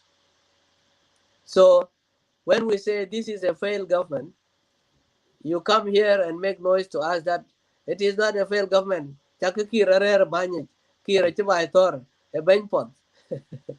Yes, we know that nobody is denying that. What about those who died? What about those who died without eating? But what about, why don't you pay them in US dollars? We want the soldiers, the SPLA soldiers, to be paid in US dollars. Do you think these 650 members of parliament are more important than the SPLA wounded soldiers that are begging food on the street of Juba? No, they are not more important. So the executive branch of government are paid in dollars, and the legislative are paid in dollars. Even the judiciary, when the judiciary can ayakum to, ayakade, right it wale cholnga. You see, is being bribed as well. So that's why it's keeping quiet. The national security get their money in dollars. The only people that are South Sudanese pound are the SPLA soldiers. Masakin bata SPLA yao nas batana masakin del yao jundi wahid biyadolo 1500 jana is the salary of private jundi bata Junub Sudan is pay 1500 jana. Now the parliament say that we are going to increase the budget 100%. So if you say 100%, but jundi bata SPLA bukun kam 1500 jana 100% bukun 3000 jana ayamul shino bishtari shino shawal farm kilo sukar moya barmilen khalas intahat fi yom. What do you expect? Of course, that soldier is going to rape women in Equatoria, is going to kill Cholo people in Kingdom to loot their things, is going to raid kettles, is going to sell charcoal, is going to commit crimes to loot. And that's why we are saying, okay, as a non-violent political movement, in inter jundi al-fijeji shabida is a can member of parliament بيتفاولوا بالدولار والnational security بيتفاولوا بالدولار والنجيوان والوزراء بيتفاولوا بالدولار وانت الحارس, you are the one that guarding, you are the one that protecting the integrity of the country, you are getting with the pound, and that is not even enough for you, for your child to go to school ولا عشان يجيب لك meal بتاع يوم وكده ده. Then what are you waiting for? يعني الناس اللي بياكل حقك او عينك يحتاج انت شايفهم they are here in the J1, they are just بيأجر Rwanda airline tomorrow, after tomorrow بيأجر Kenyan airlines, after that also يأجر Ethiopian airlines, بيستمتعوا بدولارات بقسم في J1, دولارات بقسم في National Legislative Assembly, وانت الحارس انت اللي بتعمل protection, you getting nothing. عشان كده انا قاعد نقول شنو المثل الافريقي اللي بيقول شنو until the lion learn how to write, every story will glorify the hunter. يعني الهانتر بيمشي بيشوت lion, وطبعا عشان lion ما قاعد يتكلم, كان قاعد في غابه بس مسكين, وزول يجي من وين يمشي يضربه as a sport ويضربه, واللايون ما بيتكلم لانه اللايون قاعد ساكت ساي. انت عشان انت ما بتتكلم دائما الستوري اللي بيسمعوه الستوري بتاع اس اكسلنسي ناس فلان فلان فلان اللي بيضرب في لايون, وانت يا لايون الحارس البلد, انت الحارس البلد, انت البروتكتد, انت السفر for 20 years plus. عشان كده انا قاعد نقول الحل بتاعها ان انت تسور, ان انت تطرد الحكومه ده, ان انت تقول نو, انت بتدوم بدولار ادونا بدولار كمان لانه we deserve, they deserve. لكن انت لو سكت عن حقك نازل ياكلوا وياكلوا وياكلوا and they will never fill their bellies. انتوا عارفين الحيينس دايما المرفيين ما بيبقى نادر, ما بيبقى شبعان. في معلش استاذ موسى, في حاجه انا شفتها كده قصه, مش قصه فيديو, ياكي تشيدرز اوكي قتل غزاله وبقى قاعد ياكل في غزاله. مرفيين دايما عشان بسرق حاجات زول, جاء افضل ينادي الغزاله بتاع تشيدرز ده وقاعد يجر وقاعد يكورك كمان, بعد قاعد يكورك والله بيكورك زي بني ادم, بيكورك يعني كورك زول حصل له مصيبه. انا قاعدين فيديو قاعد نضحك, انا قاعد اقول ده السياسيين بتاعنا جنوب السودان, ها يعني يجي ده يشيل حق الشعب وبيكورك فيه كمان, بيكورك فيه قال ناس ما يتكلموا don't talk, قال نحن نحكمكم. وهسه we have been trial on absentee, نحن ما موجودين في البلد, قالوا نحن ديل حرضنا الجيش وحرضنا شنو نحن عمل لنا ترايل. شايفين كيف الكلام ده؟ فانت المتضرر الاول, انت في السيفل سيرفنت, انت في بوليس, انت في وايلد لايف, انت الجيش الشعب, انت المتضرر. الجماعه دي اللي عبدهم قروش $30,000 كير يدوم $30,000 يقول لك هذا قروش ميديكال، ده قروش بتاعكم انتوا pass the budget ونحن نديكم ده توضبوا اموركم وقروشكم ده بيجي. يعني they try to be smart انه يقول يا اخي ده قروش ميديكال والسالري بتاعكم بيجي بدوق له. Okay, لكن no, that's how they are operating. Okay, that's how they are operating. عشان كده you know what, انت هتصبر لحد ما تعجز الصبر، لحد ما يكون في صبر نهاية، وانت صبرت. ولكن لما تصبر الصبر ده يعجز عن صبرك، هتصبر لحد 200، هتصبر لحد 200. لن تعيش كمواطن عندك ديسنسي، حياة كريمة. لابد ان الكلام ده يحصل، وكلام ده ما يحصل الا لما تدوك صدرك تقول شنو enough is enough. لان انا I suffer long enough. I fought for this country. Okay, sacrifices. My children, my wife, my kids deserve a better education. لكن انت لو قاعد تسكت تقول له كير ويه SPLA ويه, nothing is going to happen to you. That's what it is. Yeah, thank you so much, Jonkor. Go ahead, Fadal. Yeah, our role is to say the truth to our people, and it is up to our people to stand up for their rights. We are here standing up for our rights and your rights by saying the truth. We don't need to make up stories. We don't need to lie to oppose the government. We have to say the truth so the government can correct itself. And if they fail to correct themselves, we have to change this government by the truth, not by lies. So the all members of parliament, Mr. Jonkor, will get 20 million out of this budget. 20 million US dollars will go to the members of parliament in this fiscal year budget of 2022 to 2023. So that is the facts, and you cannot deny that. That's what is going to happen. Already they have received 10 million because that 15,000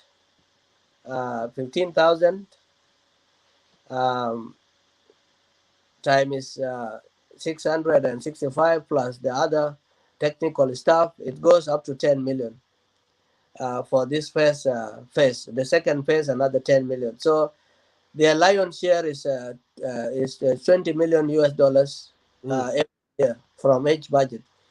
Now let me tell our people, when did this corruption started of bribing the MPs in the Republic of South Sudan? First of all, let me tell you a snapshot of how many national ministers of finance have prepared the budget in the country since 2011, since we got independent. So I'm going to start from 2011 when we have become an independent state, 9 of July 2011. There has been 8 national ministers of finance from independent up to now. Yes. And I have to say the first national minister of finance that prepared the budget but did not bribe was David Deng Atorbe, because he did not bribe the MPs because the economy was good by then. That was in July 2011. Our currency was very strong. The MPs was getting a lot of money, so they did not even need to be bribed. So things were. So Deng Atorbe was the first national minister of finance after independence. Second was Kosti Manibi. Kosti Maniba Nagai was the second national minister of finance. He did not bribe the MPs because the economy was still good. So he was after Deng Atorbe. The third one was Agritisa Sabuni. Agritisa Sabuni was the third national minister of finance. And then followed by Deng Atorbe again. But I count him as one person. He was appointed twice. So the fourth person here was Stephen Dew. Dew was, they call, he write it D-E-U, Dew. Yeah, so Stephen Dew, and then, no, before, Stephen Dew, came in 2016, July 2016. And I was there. I've worked with the Stephen Dew, and I've worked with Denga Torbe. And then the fifth National Minister of Finance was Salvatore Garamobodit. The sixth, number 6 was, after Salvatore Garamobodit, was Atian Ding Atian was number 6. Number 7 after Atian was Agag Achwil Lual. And number 8 is the current National Minister of Finance, that is called Dier Tong Ngor. So the last 6 have bribed the members of parliament. That is starting from Agritis Sabuni in 2015. That was after 2013 war. So 2015 things became difficult. So the members of parliament start to demand that they must be paid money if they are going to pass the budget. And they always come and claim through medicals. And medicals is part of the social benefit that is part of the budget. Sometimes they put it under chapter 1, sometimes they put it under chapter 2, that is operation. But this time they put it, I think, under the medical, under operations budget. But at the end of the day, it is money coming out from the public money. So this 20 million US dollars that is going to go to the MPs of South Sudan in the course of this fiscal year 2022 to 2023, it is a public money. Peter Woyo, in order for them and our nation to go forward, the army, and they need to wake up and do the right thing, like Zimbabwe, Togo, other countries. The army took down the government to fix. Yes, we the UCC, we are non-violence movement. We want this government to be changed through popular uprising. People have to go on the street, and this government will fall. We don't support people taking arms and rebelling. No, he is talking actually about the Jeje Shabizatu, whom they can go, they can do something. They can. Yes, do I read. And that's something very important. He's trying to say that if they were a national army, if they were truly national army, they would do the right thing. But what we have in the Republic of South Sudan is a national army. It's not a national army. Whether you call it the Unified Forces, it is not still a national army, His Excellency President Kiir there are some people with good heart actually who can do the right thing. Yes. They are. Yes, they so are. If people there, I agree with my the person who put the comment here. The national army should take action. Whichever way they want to do it is up to them. They have to do that. But we are hedging the people of South Sudan to go on the street. Make a popular go on the street and protest. Why are the MPs paid in dollars? Why is the national security paid in dollars? Why all 5 vice presidents are paid in dollars? Why is the president himself paid in dollars?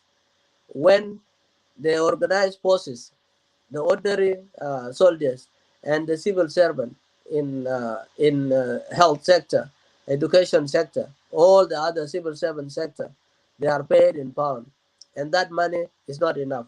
And we are not even complaining why they are paying in pound, but what they are paid is nothing. It cannot make them leave. It's nothing. So the national legislative, the government, Kiir, and the cabinet, and national security are the one that draining, are the one that getting the money. And you, the protector, you getting nothing, and you keep looking. For how long you going to see the hyenas coming, just to take your food away from you? And you are just watching. And you have that capacity to fight that, actually, to bring them down, because they are coward. لأن حيينا دائما بيجي بحاجة مع الزول ويكورك في حاجة بتاع الزول ويسرقوا منك. You let them go the first day. تقول يا أخي ده زول قلبه كبير خليه يأكل شوية. and never get food. Tani sana jai jai, usana talib, usana rab, usana al-khams, until sana shunu as-17. And you are still hanging in there, just waiting. Said, oh, this guy maybe his heart will speak to himself, and he will say, oh, enough is enough, man. I've stolen enough. I've taken little children food. I did harm, but it is time just to let it go, man, because now I want to give them at least, let have mercy. But they will not, because hyena don't have mercy. They don't have mercy. Yeah, hyena don't have mercy. Hyena can go to your luck and kill all the goat and kill all the lamb, because that's the nature of hyenas, and that's what we have in South Sudan. So my brothers and sisters, those who are in Jeje Shab, if you think these people, they will fill their belly will fill up, their bellies will never fill up. They will never fill up. They will drain and drain and drain and drain and drain. Hata hyena that laman you can enjoy do you know what it does? After my yakul wiyamal hajada gata there, who that horbatal. At United the small goat, the baby goats will die from all this, hyena. Now the flesh, they will die from hyena flesh because it's very hot. Too much. So go ahead, Moses. Yeah, thank you. Our people need to be serious about their future. If they want to continue to believe that this dictatorial regime in Juba is a good government, they will continue to suffer. Nothing is going to change. Jesus Christ is not going to come again from heaven to rescue South Sudanese. And it is us that are going to stand up and fight for our social, political, and economic rights in our country. And this is one of the way that we, the non-violent movement, fight. We only fight through talking, telling the truth to the people. We don't have guns, and the best guns we have is to say the truth, tell the people that this is what the executive government is doing, branch of government, this is what the legislative branch of government is doing, and the judiciary is silent. So if these three branches of the government are not doing the right thing, we can say that this government is not serving the people's interests. And for that reason, they don't deserve to be there. They have to go home, and South Sudan has other better, honest, and people with integrity can come and deal with public finance of the country, and they will deliver services to the people.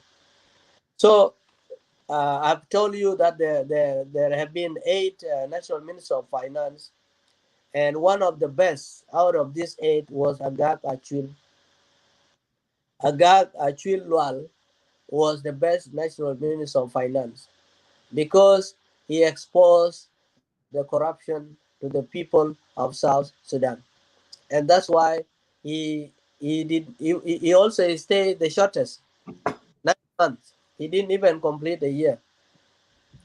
9 months as the national minister of finance, and he was sacked when he exposed that the oil money has been sold in advance up to 2027, and was sacked. And which ministers was the worst out of these 8 ministers after independence? It is Salvatore Garang-Mabodit, Al-Masha Shakil Ma Kurajing fi Dubai, Dago Bado Bebuniat. It is him, his term, and Atian Ding Atian. It is their term where the oil money was sold, the oil was sold in advance. It is the term of Salvatore Garang-Mabodit when the oil was sold to the Chinese companies in advance. So, and simply because Salvatore Garang-Mabodit is related to President Salva Kiir, anyone that is related to President Salva Kiir has committed more crimes in this government than anyone else, starting from the current Undersecretary of Minister of Petroleum, Mayan Wall, is related to President Kiir, and he's one of the best corruptees. That's why you will never know the exact quantity of oil money, and he will never tell the people. Imagine if such a person can control the quantity of oil money. Do you think he's going to tell the exact quantity of oil money to the people of South Sudan? So South Sudanese people are being cheated. The real quantity is not 155,000 barrels per day. It is more than that. Instead of them sticking with what they have stolen behind curtain, they are now stealing again this 56 million barrel a year through this medical and through DSA. When they travel to US, they come and claim thousands and millions of dollars. So Salvatore Garamabodit and Atian have done a lot of damage in the National Ministry of Finance, and I don't blame them. They were told by President Kiir to do that. Stephen Dew and Agritis Saboni, Kosti Meneba, David Denga Torbe, they were able to pay salaries on time. The problem with Denga Torbe was people was walking with a check without getting money in central bank. There were a lot of checks in people's hands, and there was no sufficient backup or coverage in the bank. But the salaries was going to states and national agencies on time. People were getting salaries on time. So their tongue remained to be seen how is going to handle this economic crisis from hyperinflation and the looting of the oil money in the budget. We will see how he's going to perform. But what I know so far, it doesn't matter who is appointed as a governor of central bank or who is the minister of finance. They must do the agenda of the dictator, President Salva Kiir Mayardit, and dictator Dr. Riek Machar. I will stop here and allow people to ask questions, and I will join Ustad Dengdit, and I would like Dengdit even to come up to have comments because we think budget is a matter of public policy of a government. Correct. And if government policy has failed or we think it's not effective, such as this budget is not effective, they always prepare budget and they don't pay people salaries on time. And only beneficiaries are the legislative branch of government and the executive. But the citizen don't get anything. The state don't get anything. So it is an important policy to be criticized or challenged. So I would stop here and I will make my closing remark later after Dengdi Dayok. I hope he's around to come in. Thank you. Yes. Well, Ustaz Moses, down, please. I'm not seeing the questions. I would be happy to answer it. Yeah. Now you can see now. Okay, if there is any question come across, I will relate it to you, Ustaz Moses. With that, thank you so much, for enlightenment. Thank you for شرح الوافر لمعلومات وافرة واضحة عن budget and the bribery of President Salva Kiir to member of National Legislative Assembly and Council of the Minister, Council of State, in order to pass his budget, as usual. So with that, I want to bring Ustad Dengdi Dayok to have remarks, and then we move ahead for comment session. If anyone have a question, please pose your question there, or if you wanted to weigh in as well, you can write it down here, and we can bring you on board as well. Economic is very important. I know it is a very tactical topic, and I've seen that South Sudanese sometimes, they shy away from talking about economic, talking about the numbers. But this is the most important thing. Economic is the backbone of the country. These countries that are succeeded and are stronger is because of economic jobs, when you have a job. But when someone, pay their blood of heart to the country, and they are not paid adequately, like J.J. Shabi, they are there to protect this, country and protect the government. They fought for a long time, and now they have been neglected, and they don't get their salary on time, okay? And they are getting with South Sudanese pound, and there are some people getting it with US dollars because they know that the amount of inflation is huge, and now the government is printing huge notes. £1,000 has been printed now. The highest currency that we used to have in the country was £100, correct? But now they print 1,000, because if you have 100 only, then if you get the money, it will be huge. You cannot even carry them. So the amount of population is very high. That Jonkor Jundi of Sudan and SPLA soldier, we do 1,000, not Wahid, and then 500. ورقة واحد بس لأنه ورقة واحد طبعا 1000. تمشي تاكل في مطعم في نفس اللحظة وبنتهي هناك. خلاص. وفي الناس هنا بقول this is a good government, leave them here. If they go, the country will go to war. We are already in war. People are dying of hunger. What war are you talking about? People are dying between Twitch and Ngok. People are dying in Malakal, the Sholo Kingdom. Women are being raped like the soldier that just raped a woman until she died in Greater Equatoria. Look at that. What peace? There is no peace in South Sudan. And there is no human right that being respected. Peace and human rights start with the breakfast. If kids have breakfast in South Sudan, that is peace. That we can say there is peace and there is human right. Correct. Yeah. بلد الهم بيتكلموا فيه like that, like what has happened yesterday? Yesterday, one person was shot, and the 5 people have been arrested. And this is what I wanted to put on, that in South Sudan we don't have a water canal, whereby if you go for Mazarat, then the water are blown into you. No. We don't also have what we call Gumulashota. We don't have here in South Sudan. What we have, it is a real bullet. And I want to tell to the people of South Sudan that if you want to lose your life with the greedy people who just want to achieve their thing, please restrain from them and tell them that we are not for that. I'm quite. You see, that's. Yeah, Jonkor. Let me just comment. What kind of a brain is this? Huh?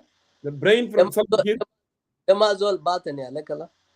He's telling people we only have live bullet to kill people, and he's accusing citizens to be greedy. Who is greedy in this country? President Kiir, please collect your illiterate that you have brought, because President Kiir has brought the village to the town. Is doing the opposite of Dr. John Vision. Instead of taking town to the village, President Kiir has brought his village, those of Tik.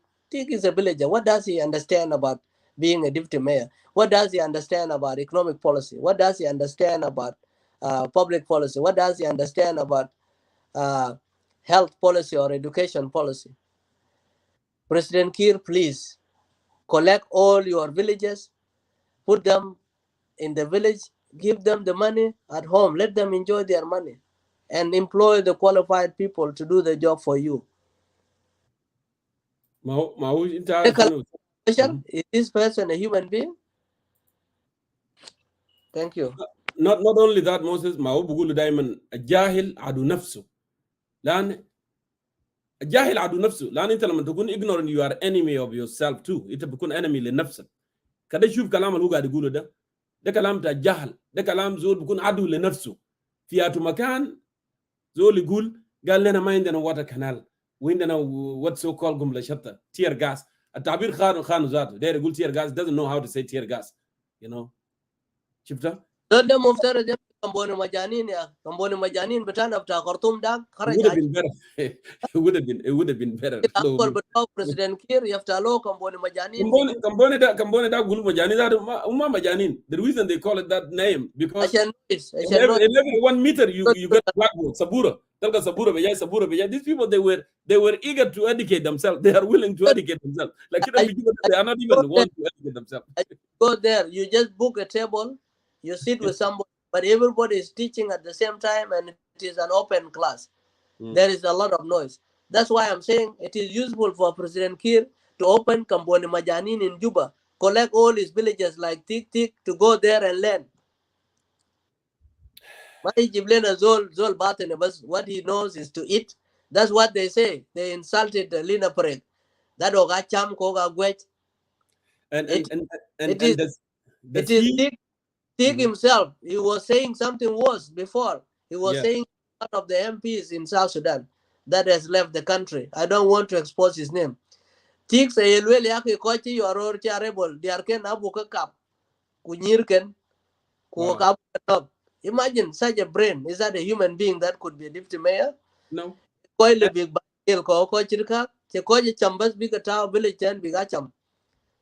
Well, does he has to be a deputy mayor anyway? Because what I know in the real norms, deputy mayor is someone that picked, is someone that picked by the mayor. Because mayor get elected from the ordinary citizen who are in the city, and then the mayor can pick his deputy. But president, because this is his nephew, he made a presidential decree to appoint him to make him his eye there in that city hall, in Juba City Hall. That's what it is actually. Yeah, a bunch of corrupt. Koi ruai ke Kiir ka che Kiiraj ka che banya Kiiraj 100%. Right. Okay, with that, let me bring Ustaz Dengir Ayog, Ustaz Al Kabir Jalil. Ustaz Dengir Ayog, if you are there, please, I want to give you that opportunity to weigh in, and then later we can go. If there is a question, we may bring people in. Ustaz Dengir Ayog, please open your mic. I hope you hear me, Ustaz Dengir Ayog. Yes, I can hear you, bro. Yes, I want to give you that opportunity. I hope I'm clear. You are very clear now. Can you hear me? Mm-hmm.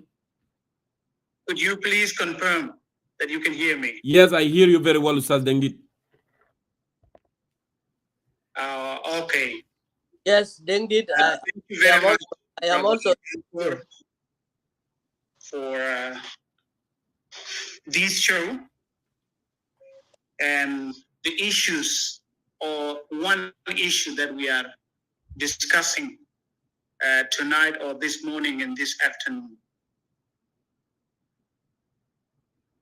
I would like to seize this opportunity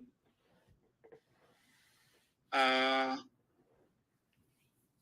commend Brother Moses for the great presentation he did on the fiscal year 2022-2023 and how the budget is prepared in South Sudan. And all the information he has given. The people of South Sudan need such an information so that they understand exactly how their country is being run by President Kiir and his aides. Dear fellow South Sudanese in the country and abroad, I greet all of you in the name of our land and of great abundance. We meet today to discuss an important topic. The topic, as it is written on the screen, for those of you who are following the show on Facebook and on YouTube, the topic is Chronic-Institutionalized Corruption. President Salva Kiir bribes the reconstituted TNLA and the Council of States with the amounts of $30,000 for each MP to pass the fiscal year 2022-2023. The topic appears this way for those of you who are following us on Facebook and YouTube. On Clubhouse, it is rephrased and shortened to appear as corruption. President Salva Kiir bribes the two houses to pass the fiscal year 2022-2023. But unfortunately, my brother and my friend Jonkor Mayol did not write it up here for everybody who is in the room to see, due to being preoccupied at the beginning of the show. Things did not go on well at the beginning of the show, and therefore he forgot to write this. And I think this is an answer to those of you who have asked what is the topic in the comment section there.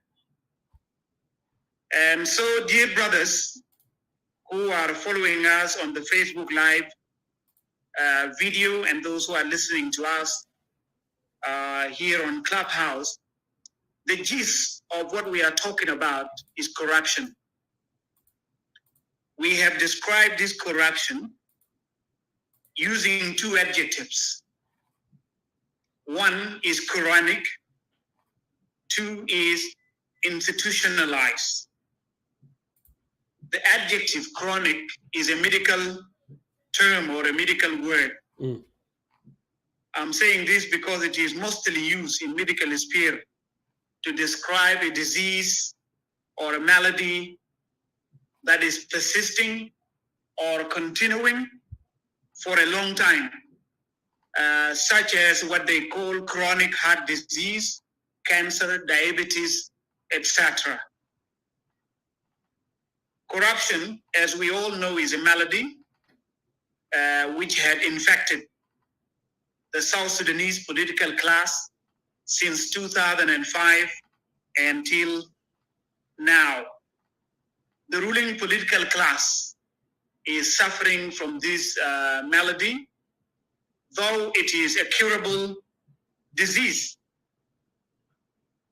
And it only becomes a curable disease if there is a determined political leadership in a given country, such as our country, South Sudan.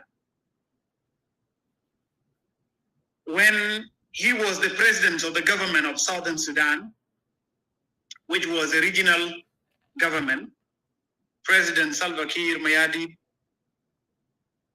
declared what was called zero tolerance policy against corruption in the year 2007. And he publicly made a statement, and I want to quote his exact words. Here are his words on corruption or fighting corruption. He said this: if you swallow something which doesn't belong to you, we will force you to vomit it out. I repeat, he said, if you swallow something which doesn't belong to you, we will force you to vomit it out.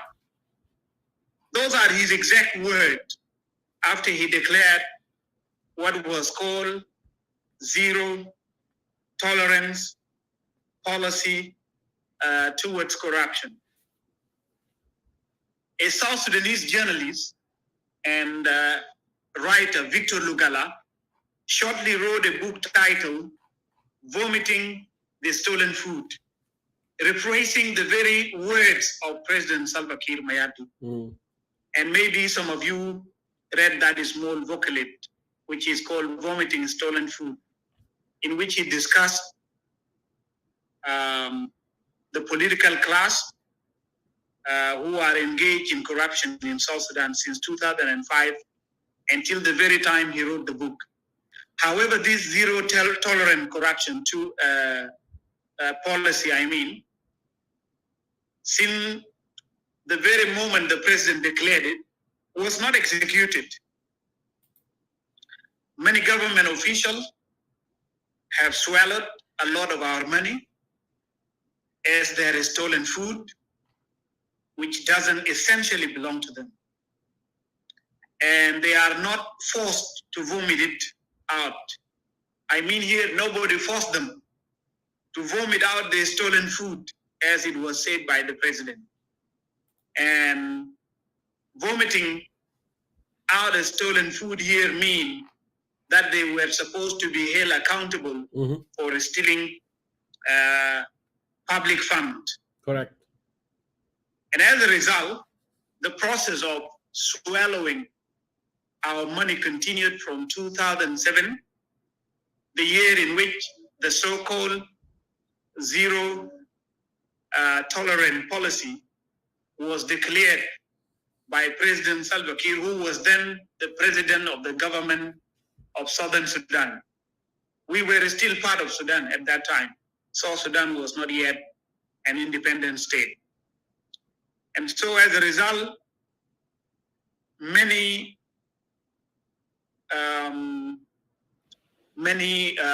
public many government officials swallowed a lot of our money from 2007 until this very day. And because the process of swallowing our money continued from 2007 until now, the resources of the nation continued to be embezzled. And the thing has actually bypassed embezzling, because embezzling means stealing. It has even gone to the stage that can be described as looting, the stage which corruption has reached right now in South Sudan. It's not just embezzling, it is looting. And I can even went on to say it is plundering. People are plundering money and resources with impunity in South Sudan. And so, holding the corrupt official accountable for embezzling or looting and plundering public fund as a government policy and program became ineffective since the year 2007 until now. And to be honest with you, it was forgotten since then up to this day. As I recall the recent past, you will now also recall that after the president declared what was termed as zero tolerance against corruption,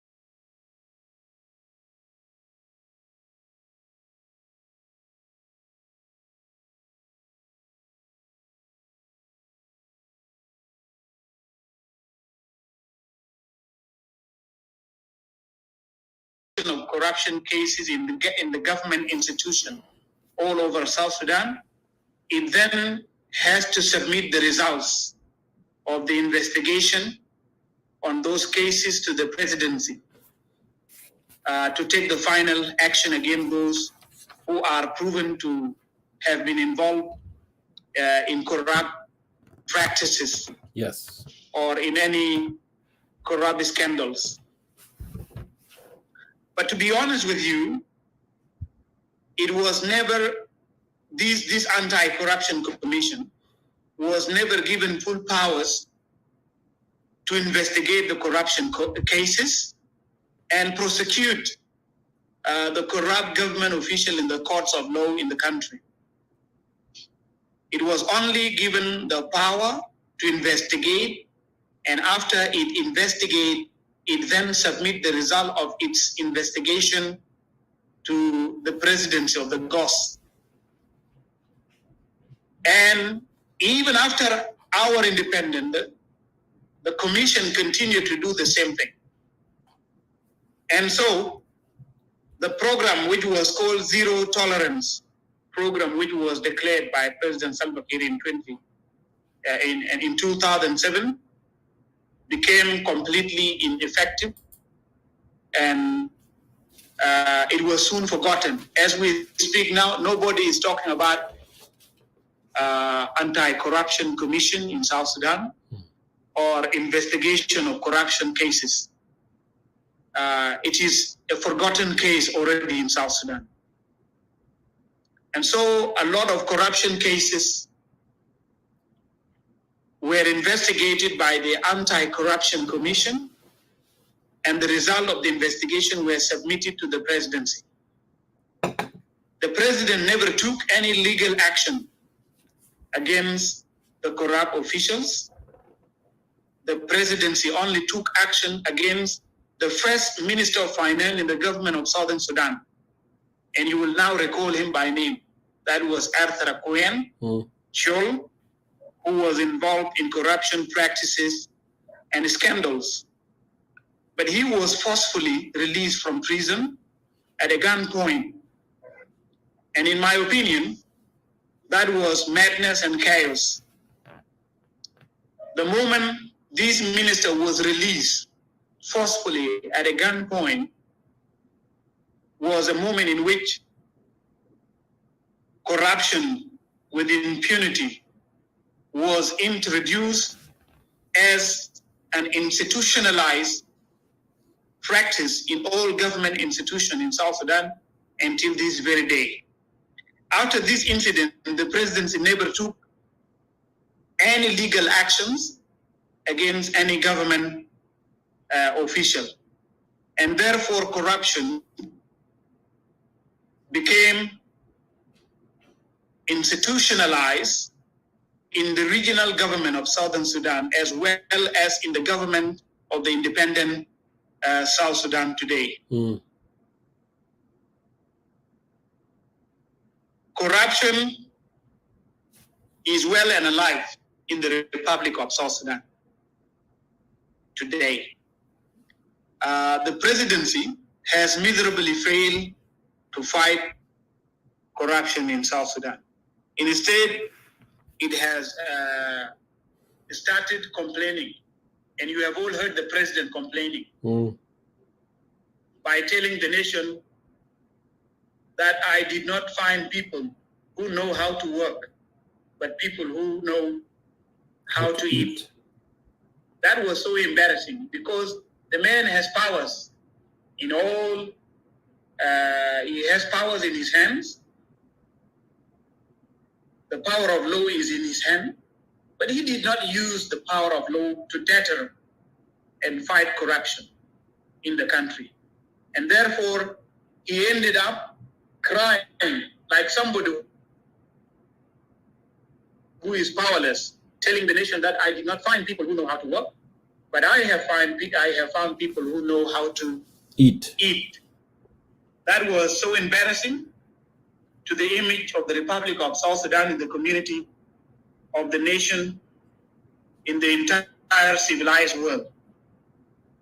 And so you will all recall now that in the year 2012 and also in the year 2013, that the public fund was stolen in the presidency. It was a big corruption case that the nation has ever witnessed. When the public expected a serious action against those who were involved in this scandal, a drama of accountability followed.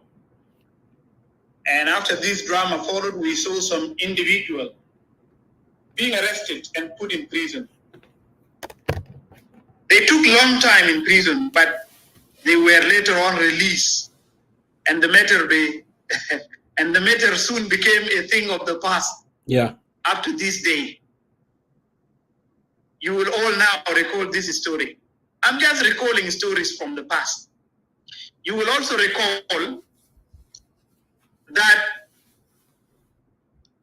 President Salva Kiir also sent letters to 75 officials whom he said have taken $4 billion public fund in South Sudan, urging them to return back the stolen money. But from the very moment he wrote those letters to them until now, none of those officials bring back that money which was stolen. But now there is a very fundamental question that everybody needs to ask. This fundamental question is, why do the president of the government of Southern Sudan, when we were still a region, and now president of the Republic, an independent Republic of South Sudan, does not use law to help those who steal public funds, those who are involved in corruption scandal? Why does he not use law to hold them accountable? Is he afraid of anything? What is the matter? What is wrong with him? Why, are the government official allowed to steal, embezzle, loot, and plunder our resources without any accountability? To make the long story short, the answer is very clear. The answer is very obvious. Mr. President himself is involved in corruption schemes. And once you are involved in any corruption scheme and you are the top leader in any institution, leave alone a country, even in your own house. Yeah. If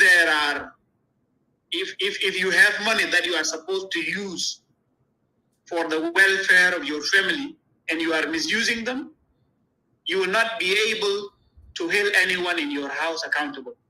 This is the situation our president found himself in.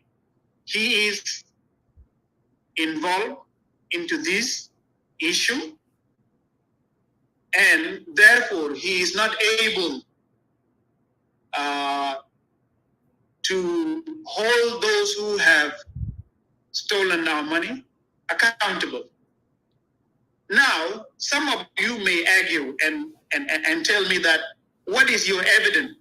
You are just accusing a leader of a nation. You are just trying to tarnish his image. What is his evidence? What is the evidence that he is involved?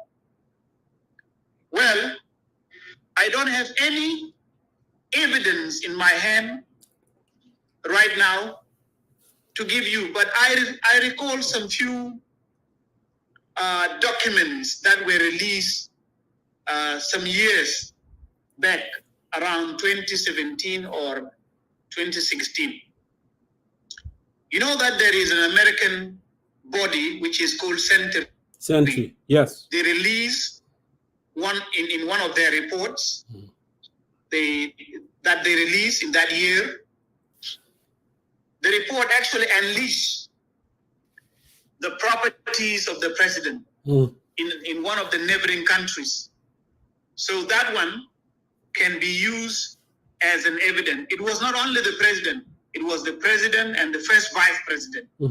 Their houses were shown to us in the aerial pictures which were taken via satellite, and a lot of other things. Even if there was no such an evidence, you could come to the conclusion through common sense, because nobody in his right mind that is against corruption would allow the junior official that are under his authority to continue to steal money and waste the resources of the nation without holding them accountable. Common sense alone would dictate the answer. You would come to the conclusion through common sense that this man who has all powers of law in his hand and he is not able to use those powers to hold accountable those who are stealing the resources of the nation, you will come to the conclusion just by using your common sense that this man is also involved. And therefore, there is no a thief that can tell another thief that is stealing is bad as long as both of them are thieves. This is the situation in which we have found ourselves, and that's why our president is not able to hold accountable those who are stealing the resources of the nation. That is why the program of zero tolerance policy became ineffective from 2007 until now. And so we are facing the one reality, and the reality that we are facing right now is that everybody is looting. The government of the Republic of South Sudan is a place where those who are ambitious to get wealth go into and then start looting money. A lot of government officials were recently found to have put money that belongs to the nation into banks' account in the neighboring countries. And you will now recall the issue of Elia Lomoro. You will all recall this when he was recently exposed. And so corruption became institutionalized. It has become like a normal practice. It is a practice in which the junior officials, including the top official, can get involved into, and nobody can hold them accountable. This is very sad, and nobody in his rightful mind would condone or accept such a thing, dear brothers and sisters who are listening to us. So this is the situation in South Sudan. Now, coming to the issue of the budget, a presentation has already been made by Brother Moses, and he told us clearly that the president or the government recycle the budget every year. And he's not just saying this,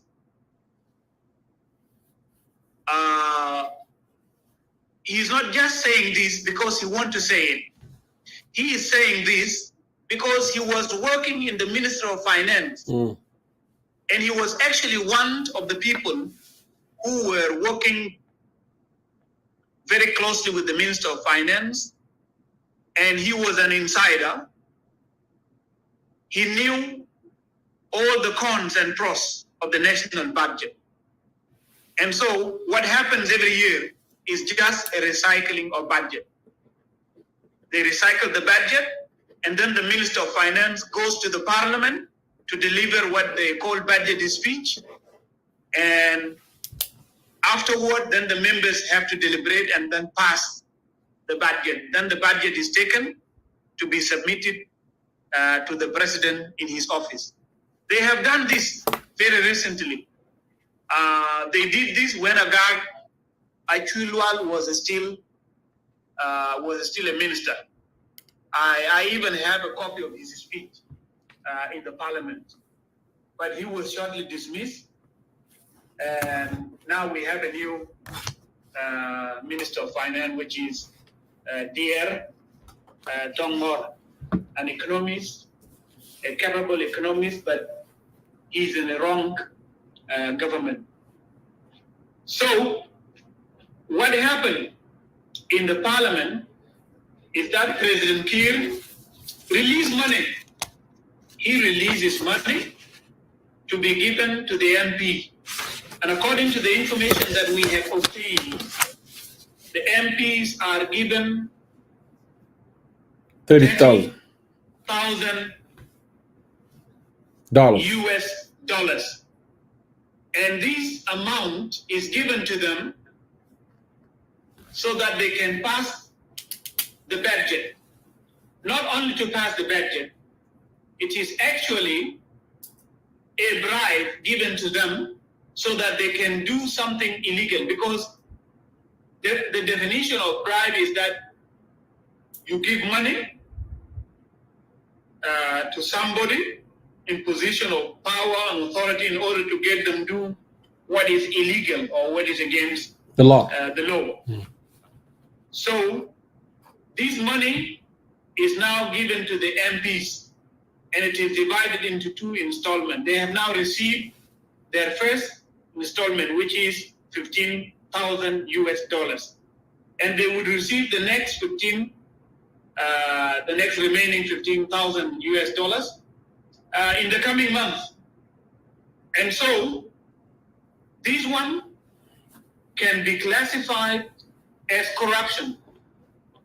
When you read the Constitution, the members of Parliament, yes, are entitled to their salaries. They are entitled to their allowances and their incentives based on the articles of the Constitutions. But this one, this issue of $30,000 US It's not part of that. It's not part of the money which they are entitled to as MPs. And when you look into this, you can be surprised because we have what we call the national legislature. It is divided into what we call the upper house and the lower house. Correct. Now, you have what they call the reconstituted TNLA, which is the Transitional National Legislative Assembly, with 550 members. Mm-hmm. That's the number of members which are in this upper house. Then when you go to the lower house, which we call the Council of States, you have 100 members. That's in that house. something. So 100 plus 550 will give you 650 members. Each one of them has received 15,000 US dollars. Something. They have received this one as first installment, and in the coming month they are going to receive the next remaining or the remaining 15,000 US dollars. Yes, John Cole? Yeah, I just want to make a point of correction. The lower house is 550 members, and the upper house, which is Council of State, is 100 members. Go ahead. Yes, that is correct. Thank you. And so you can now begin to calculate 650 MPs in both houses receiving, each of them receiving 50,000. Calculate that money. They have just received in the previous week 15,000 US dollars as first installment. And they have received this money, and this money was disguised as health allowances. There is no health allowances that can go up to 15,000 US dollars or 30,000 US dollars. This is a bribe that President Kiir has given to the members of the national legislature in both. That's 19.5, which is almost $20 million. Yes, it is 19.5, which is almost 20 million US dollars. So this is a lot of money. This money can be used for rescuing our people who are now battling floods in Unity State, in Upper Nile State, in Warab, and in northern Bahr al-Ghazal State. People are battling floods there. Many houses have collapsed and people are just inside the water. But the government does not care about those people. It is only giving money to the MPs. And so, dear brothers and sisters, you can see the level of corruption. It is the leader of the nation himself who is now involved in corruption practices. And I want also to say that the members of the national legislature have proven to the nation that they have no conscience in them. Because if they had that conscience, they would have said that, Mr. President, we are not ready to receive this money when our people are suffering. And so the MPs in both houses are now people who are only concerned about their own interests, and they are representing themselves. There are no people that they are representing, because the nation is facing a lot of things. First, we have floods, and we have other challenges such as insecurity. I don't want to be talking about things like development, building schools or hospitals. I don't want to talk about this because it is already a forgotten thing. This government would never build a school or construct roads or do something good for the benefit of the people. All what they are doing is that they are busy prolonging their stay in power, and they don't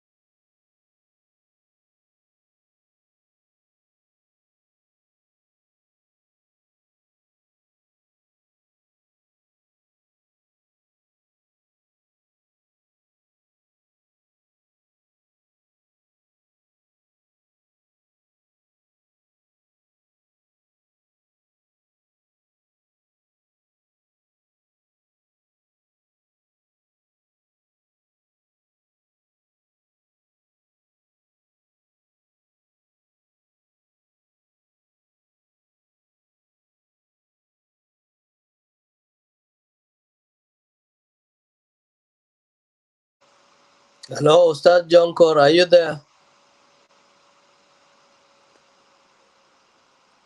Ustad Dengdit, I cannot hear you. Are you there?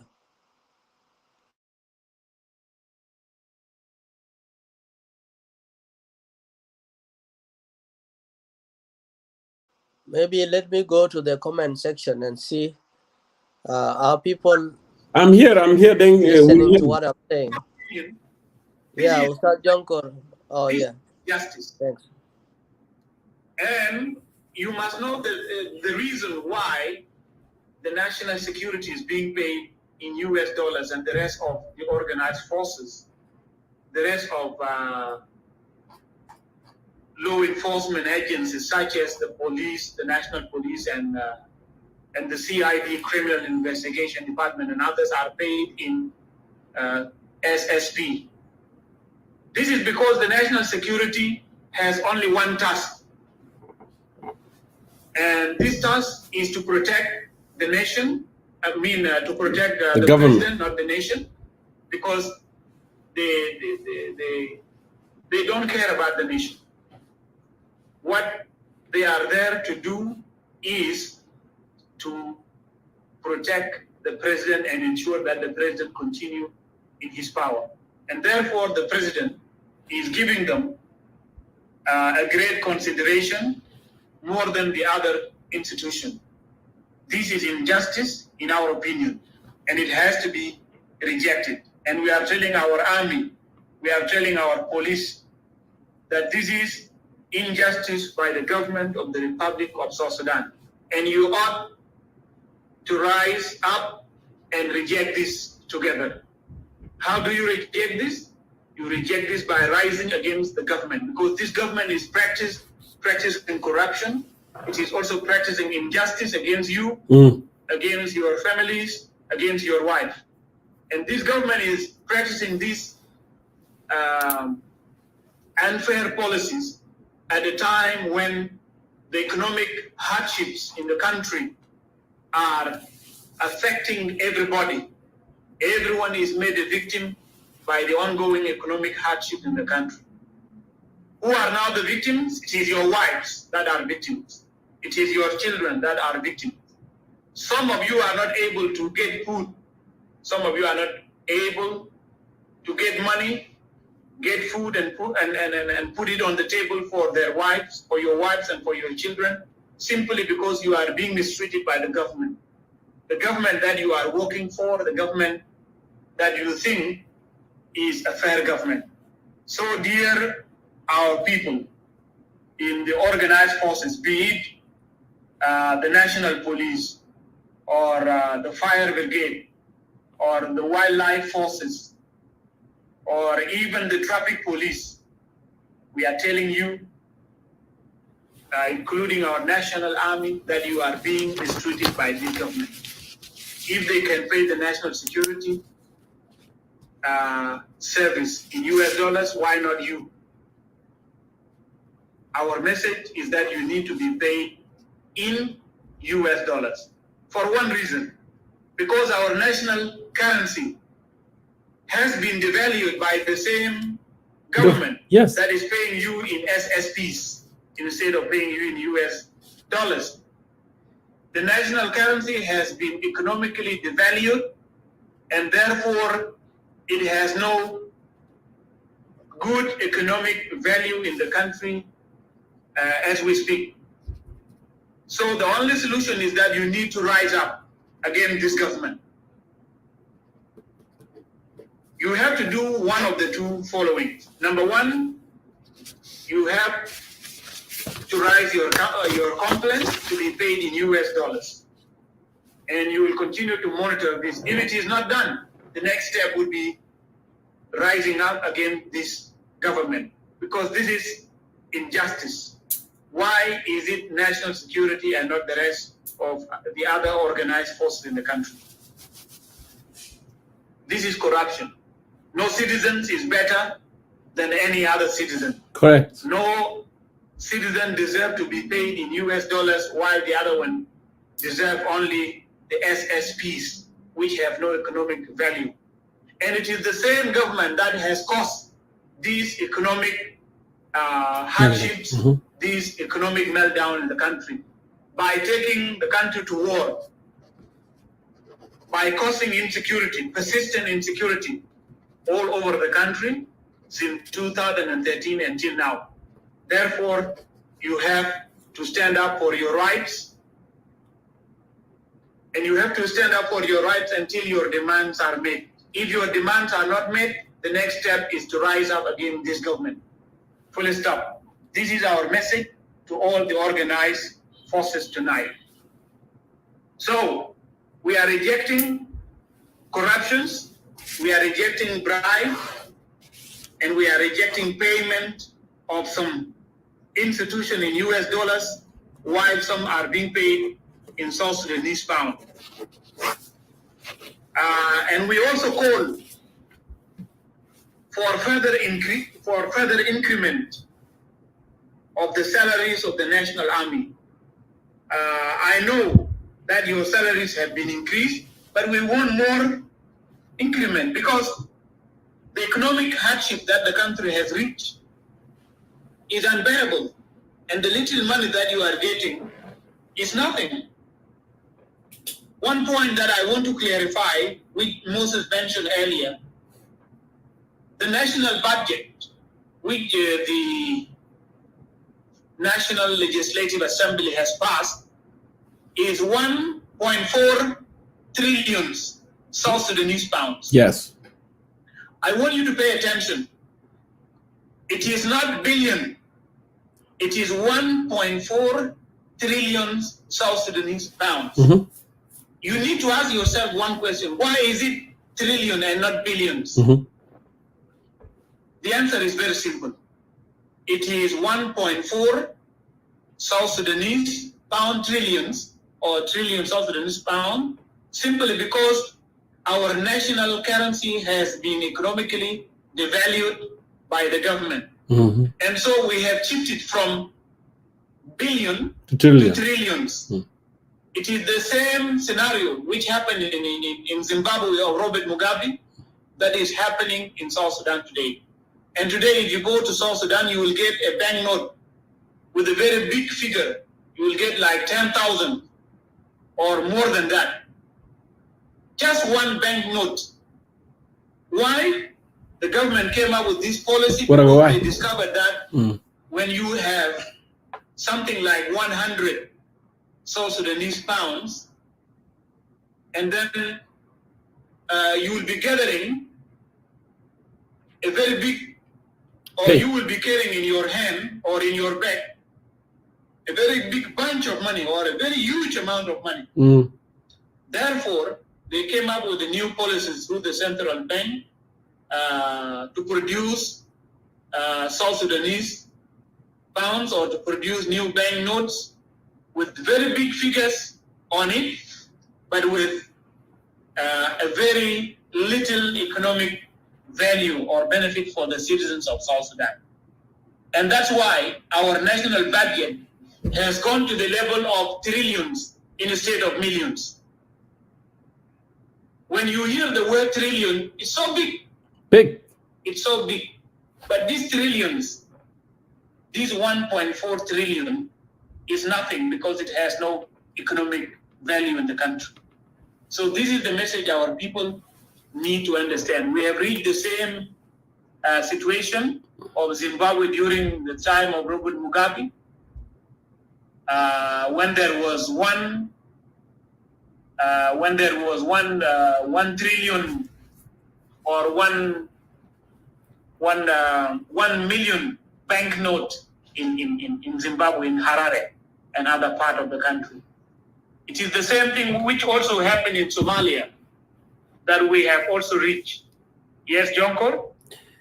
I just wanted to say, even the United States of America that existed for 240 years, they don't have one note for $1,000. They have only 100. The UK that existed thousands, only 100 US dollars. Yes, thousands of years, they have 100 pounds.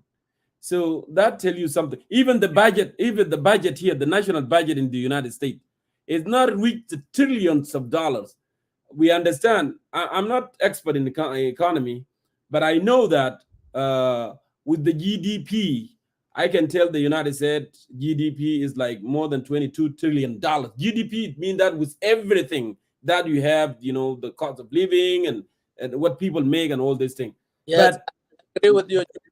GDP can be more, and the budget is different. It's less. It's different. Right. So the US GDP is in trillions, but their budget, the budget is even if it is in trillion, they are producing. Like Australian budget is 1 trillion, but we are producing. Moses, Dengdi is talking. Yeah, go ahead, Dengdi. Let him finish. Okay, go ahead and finish, Moses. Go ahead. Yeah, so I was just agreeing with you that GDP is different and budget is different. Yeah, GDP figures could be greater, but budget, as Dengdi said. Go ahead, Moses. Malish for interruption. Yes. I think he has network issues. Go ahead, Dengdi. Anyway, US is a great nation. It cannot be compared with our country, South Sudan. The circumstances in each country are completely very different. But South Sudan is also another greater nation. But our problem is that we don't have good leadership. We have all the resources, but there is no good leadership to use those resources for the benefit of the common men and women of South Sudan. And so this is the situation that we have reached, ladies and gentlemen. And this situation needs to be changed. And so the solution to this problem is what we have just said. Moses has given you the number of ministers from independent until now. And he mentioned them by name.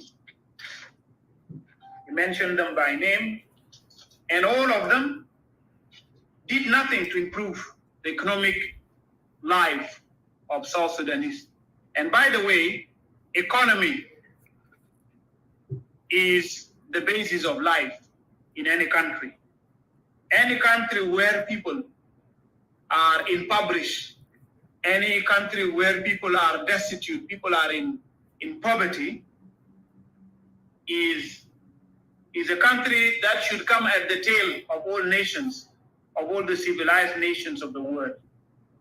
Why should we come at the tail of the nation of the civilized world today when we have huge resources, when we have great economic potential to develop ourselves and become a people of our own, a great people?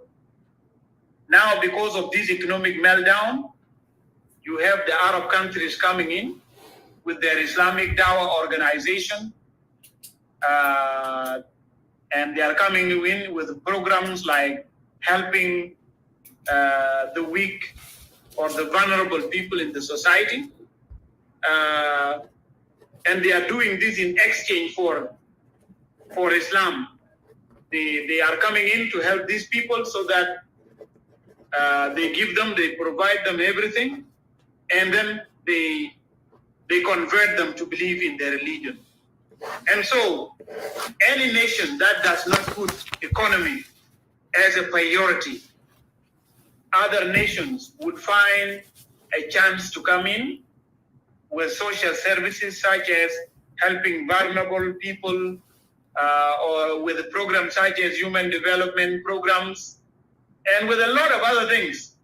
When they have their own agenda, the agenda of Islamization is now taking place in South Sudan, and this was approved by the president himself. It was approved by the president himself on the 19th of July, when a leader of the Islamic Dawah organization went to meet him and discuss with him the services which his organization would like to do for the people of South Sudan. And he was given green light. So in the next 10 years or in the next 20 years, you will have people who are extremists or radical Islamists in South Sudan. This is now happening. This is part of this. This is part of the corruption which is championed by none other than the top leader of the country. That is the result.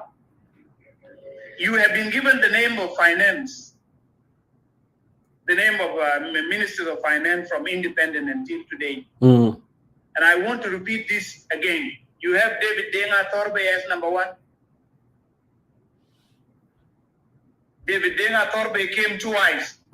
Yes. So you can say David Denga Thorbe 1, and then there is David Denga Thorbe 2.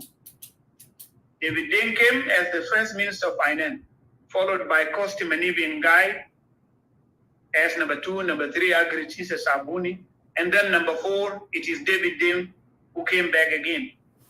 Stephen Diudao, Salvatore Garang Mabiudi, Atian Ding Atian, Agaga Chwilual, and currently Dier Tong Ngor. Why do we mention these names?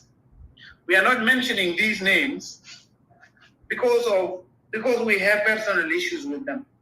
No, we don't have any personal issue against anyone. But they have to be mentioned because history has to judge them. Yes. They have to be mentioned because you need to judge them. Since they came in, the life of the people of South Sudan did not improve. And to be honest with you, as Moses said earlier, the time of Salvatore Garang Mabiudi is the worst time in the history of South Sudan. The time these ministers spend in the office, or let me say, this minister is the worst minister of finance in the history of South Sudan. Because during his time, oil was sold in advance. As his successor announced, Agag Luala Chwi. Atian did not stay for long. Agag also did not stay for long because he exposed corruption. Now we have the Ertong. He would be there struggling and he would do nothing for the people of South Sudan. And so, dear brothers and sisters, we have a corrupt government in place. And if we have a corrupt government, the only way to let this government go is that the people of South Sudan need to rise up against it so that it can go. Because they are just there for themselves and not for the nation. So I would stop here, dear brothers and sisters, and I would give the mic back to Brother Jonkur to give chances to those who would like to. Thank you. Thank you very much, Ustaz Dengdira Yok, for elaborating. Very informative and educational. A lot of people will benefit from this, you know, linking the background since 2007 all the way up to date. I really, really appreciate you for doing this. This is a very important topic, as I said from the beginning. It's technical, and we need to understand. We need to understand this. I know we are left only with a few minutes, almost 3 hours.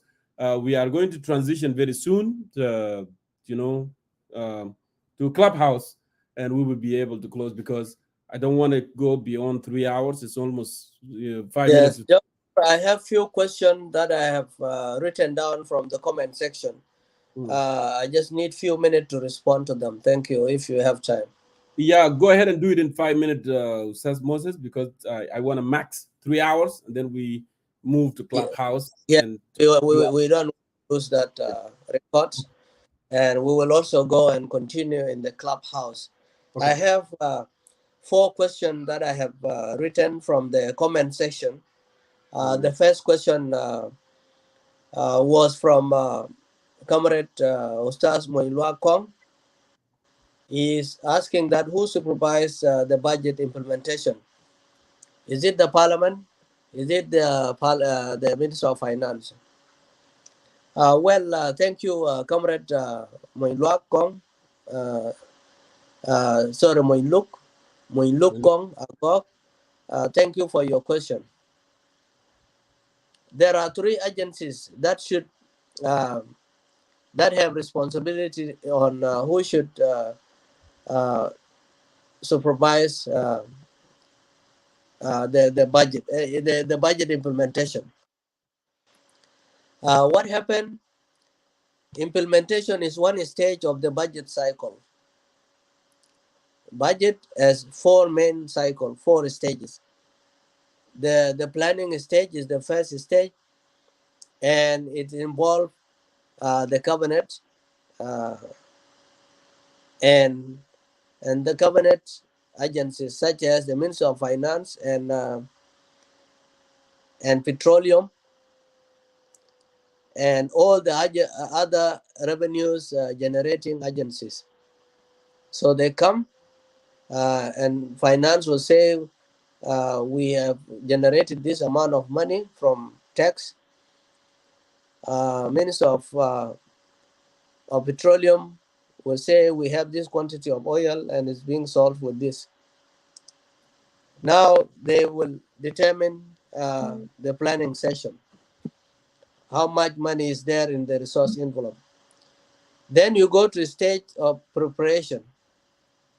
Preparation is done mainly by the Ministry of Finance, and then the other 87 agencies of the government, be it ministries or commissions or councils, they are all 87 agencies. They have to submit in their budget to the National Ministry of Finance, and then the National Ministry of Finance will compile the whole submission and then submit it back to the cabinet, and then from cabinet, then they will submit it. They will bring it back to finance and submit it to the parliament. Now come to the question of Moinluk about the stage 3, the implementation of the budget. The implementations, what happened? Every undersecretary in any government institution is the account officer. Account officer must be responsible for all the claims that are coming from ministries to the Ministry of Finance, must be signed, and there is internal auditors and external auditors. They should supervise within the Ministry of Finance and outside the Ministry of Finance, like the audit chamber, like the report we had about the corruption that the audit chamber has released, about the corruption in 2% and 5% of oil money that should go to the areas that oil is produced in, like Ruweng and Unity State. So the auditors general should monitor the implementation, and the internal auditors within the Ministry of Finance should also monitor it, the implementation of the budget. And then the parliament has the responsibility to hold any minister accountable if they have violated the Appropriation Act. So, Ustaz Moiluk, there is an Appropriation Act of 2022. Every budget, every approved budget comes with the two laws. The first law is Appropriation Act of 2022. And then the second law is Financial Act. And who is responsible in the implementation of these two acts is the parliament. So the Appropriation Act's main purpose is, it is a law designed by the parliament that money from chapter 1, for example, should not be taken and used in chapter 2. So you cannot take salary money and use them for use of goods and services in operating budget. You cannot take state money and use them in capital or in contingency budget. State allocated money must be implemented as it is to go direct to the states. So it is the parliament that should supervise and make sure that the Appropriation Act 2022 that is coming with this budget must be implemented. Nobody should take salary money and then keep people with no salaries for 6 months, 3 months. It is a violation of the law. And if there is a violation of the law, the parliament should be responsible and the judiciary should be responsible. The second law is Financial Act. It comes every year. It is renewed every year with the budget, with the new budget. Financial Act, the purpose of it is to determine how much non-oil revenue must be collected within that year. For example, I was with the team that drafted the final draft of the Financial Act 2017-2018 budget. For example, we put there in the cost of a passport in South Sudan. You can say this is the only cost, and the cost of nationality, the cost of visa. You've put it there in the Financial Act, and that exactly the money that the citizen of South Sudan must pay. They must not be charged more than what is in the Financial Act. So Financial Act ده كيفية قروش بيجمعهم في بلد. يعني مثلا سعر بتاع جنسية كذا، سعر بتاع جواز كذا، كله أسعار بتاع حاجات المهم في دولة مكتوب هناك في Financial Act. When they charge you more than that, you can sue them and you can refuse. So this is part of the implementation, Ustaz Moinluk Kong Agok. It is the responsibility of the parliament and the internal auditors of the Ministry of Finance and the external auditors that are the audit chamber. This is their responsibility. So I have answered Moinluk question. The other question comes from Peter Oyo. Peter Oyo say that yes, I agree with you, Peter Oyo. You are not asking for the army to rebel, but you want army to be responsible. And I have answered it in my first comment, that we want the National Army of South Sudan to be loyal to the people of South Sudan and to be loyal to the land of South Sudan, not to individual corrupted politicians of the SPLM elites. So if they are loyal to the land and the people of South Sudan, definitely they will not allow such corruption to happen. They will take action. And they can even force the president to step aside. So I agree with you, Peter Wayo. Yes, we need a responsible army. But what we know, we don't have a national army. All we have are militias. And always militias are loyal to individuals, generals that recruited them. They don't care about the people. They don't care about the constitution of the nation. Another question comes from John Kamba Fraser. Say, what is the point of fiscal year budget without paying salary? I agree with you. There is no point to approve the budget every year when you have arrears, salaries are not being paid for months. And now you have another salaries with the increment of 100%. They will not be paid. But they do this because they want to buy time. They want to tell the people of South Sudan we are a legitimate government. We always approve the budget every year and our affairs are going on smoothly. They just want to tell the world we are a government. That's why they have to pass the budget. Whether it is going to be implemented based on Appropriation Act or not, they don't really care. So I agree with you, John Kamba Fraser.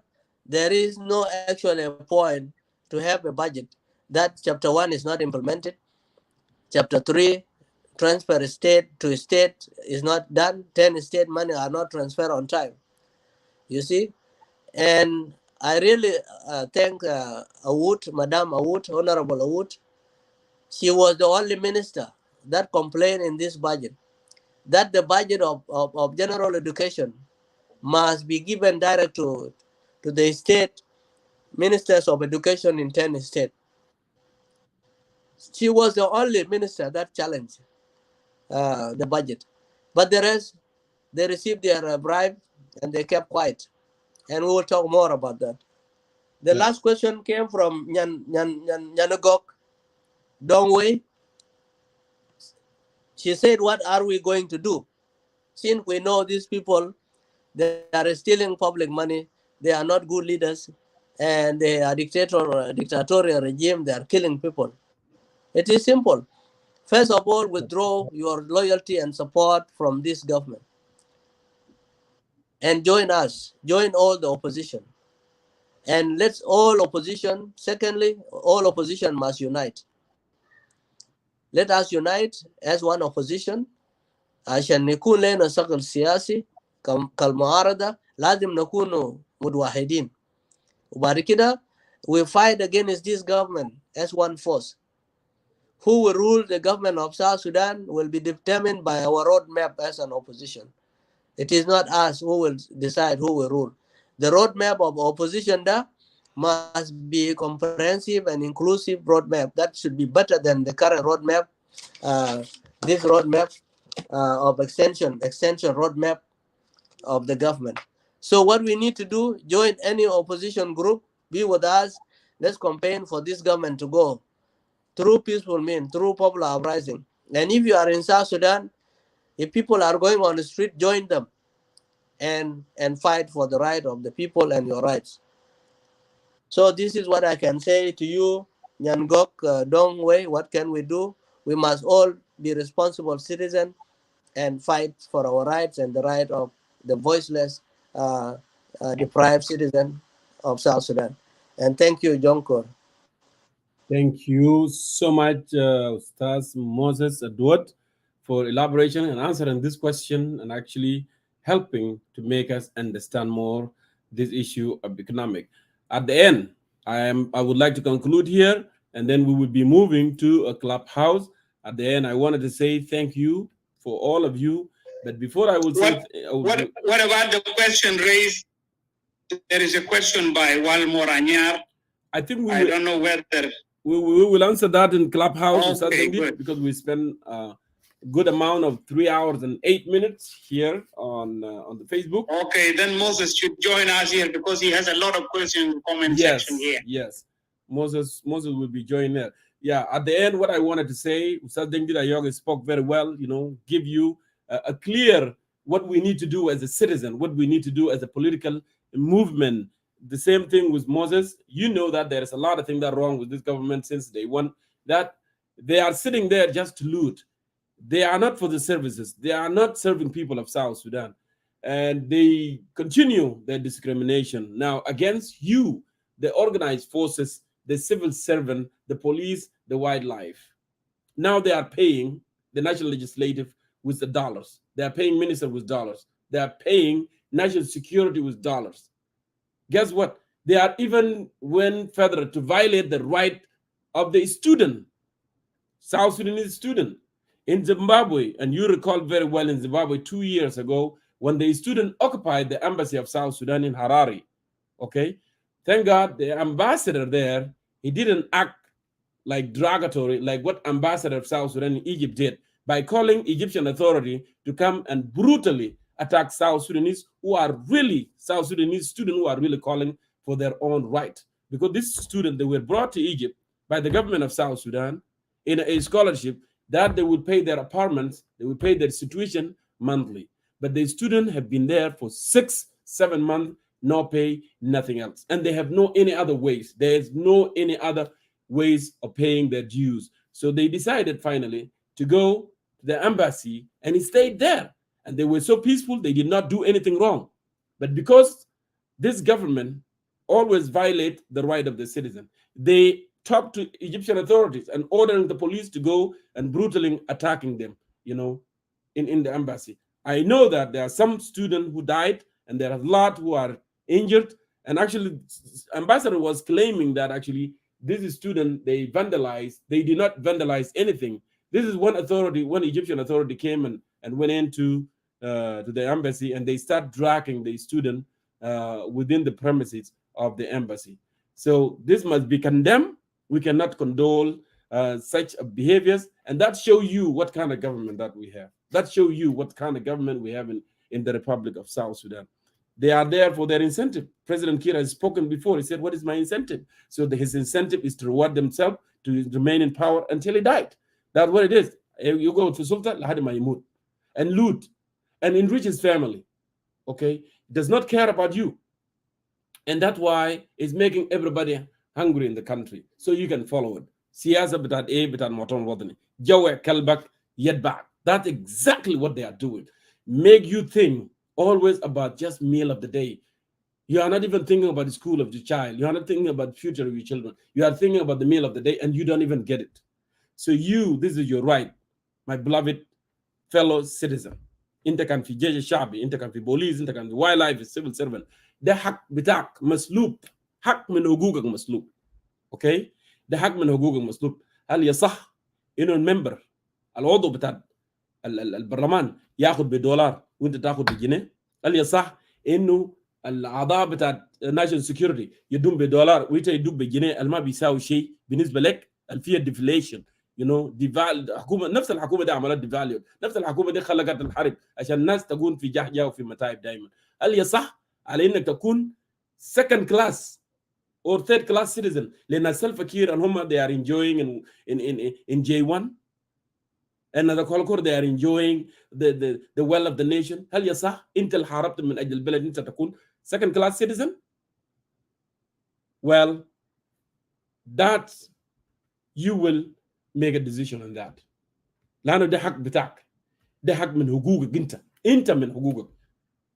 You cannot and we cannot afford for you to keep suffering and suffering and suffering and suffering. That's why you will do what it takes. You can go to the street but لجيجة شعبي أنا لو في مكان بتاعك إندي يال دايرين في school أوكي والسالري بتاعي ما بدوني لو أوكي ولو جاء بعد 6 شهور بدون له بجنيه وفي ناس بيفضلون مني انا وانا ياو sacrifice I suffer هربت من اجل البلد ده I protected this government. Do you know what we would do? We must occupy J1. That's what you need to do. That's what you need to do simply. Don't worry about those big generals are at the top of Ugal. They will act. They are not acting. They are the people that Salva Kiir is bribing. They're not the room بدون رشاوي. They're not the بدون بدولارات. القادة الكبار ديل البدون بدولارات. أما أنت كابتن ملازم ثاني major all this thing ما بدوك حاجة. You know what you can do? You can occupy J1. That's what you need to do. We are coming for you. We are staying there together. That's what you do. If South Sudanese student in Zimbabwe, Harare, they can occupy the embassy. If South Sudanese student, if they can occupy embassy in Cairo, بيغلبك انت 22 سنه شايل جان عشان تهارب من البلد لان انت ما كنت داير تكون marginalized. بيغلبك على انك to occupy J1 ما بيغلبك على انك to occupy J1 because when you do that there are citizens actually who are wanted something like that. They will support you. They will go to the street, and that's why we keep calling every single day. That's why we are educating you for your right. So you need to wake up. This is time. Salva Kiir has honeymoon for a very long time. Has enough since 2006 all the way 2022. Extension, and looting and looting and looting. You know, and pretending that he is a protector, but actually he's not a protector. He's a divider. He conquered and ruled. That's what he has done for a very long time. So you cannot be a second-class citizen in your own country. You cannot be discriminated like what he is doing in the Shagal Mao. At the same time, you have been discriminated. في ناس بدون بدولار وانت بدوك لو شنو بجنيه وما يساوي شيء ما بقدر بيشتري اي حاجه. So your job is to occupy that J1. That's what you can do. That's what you can do. They can try us as much as they want. They can say, oh, nas John Cordell khatenom fi lisino ma nas Abraham Shol هو pastor وناس كولاغور الجفرنر كان يتكلموا في حقوق بتاع الشعب. They can do whatever they want to do. That will not stop us from speaking the truth, because we are for the truth, and we will continue to remain to speak the truth, whether they like it or not. لأن أساسا هم ما على حق وعشان احنا بنوعي الناس ونقول الكلام الصح. They don't want us to say that so people can hear their right. عشان الناس يقدر يعرف حقوقهم. عشان كده they try to shut us up. Come in, تعال بلد. نحن بنعمل لك بنديك بنسوي لك. No, I'm not for money. I'm not for power. We are for our country because we love this country and we care and we belong. And that's why we need country to thrive. And we need our people to live with decency. And it's not going to happen as long as Salva Kiir is there. I guarantee you it's not going to happen. We have been talking for a very long time. And we have been saying this. And we are proving them every day that we have said is truth. And we have been persisting. And we'll continue to be persisting until South Sudan will see the light at the end of the tunnel. You, J. Shabi, your job is to occupy J1. ما تخلينا زي ده ياكلوا جدادنا وهم مرتاحين ويشرب واين وانت قاعد في باب and بطنك مربوط بقاش وانت تعبان. You protecting them for nothing. You can do it because at the end of the day, freedom is not free. Yes, we fought for it. But now if your own brother wanted to colonize you, as they said, colonization mind to color. Okay? You must reject that and say no. Until then, I thank you so much. Those who are watching here on Facebook, now we are transitioning to Clubhouse. And please don't go away. And we will give more and more opportunity to people to speak and ask more questions. Ustaz Moses, please, we will see you there. Ustaz Dengdi Dayok, we will see all of you there. I would like to conclude from here. Thank you so much. And we meet again. And we will continue. We'll continue to talk.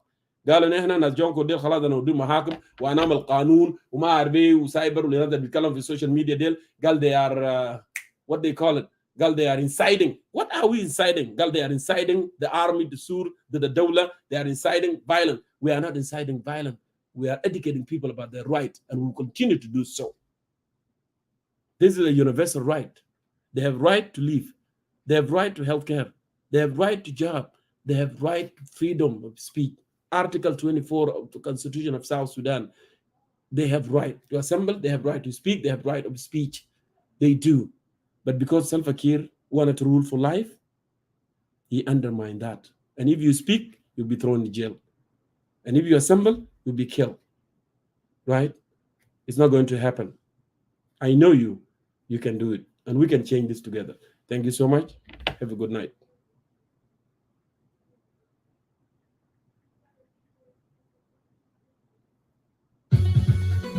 Yes.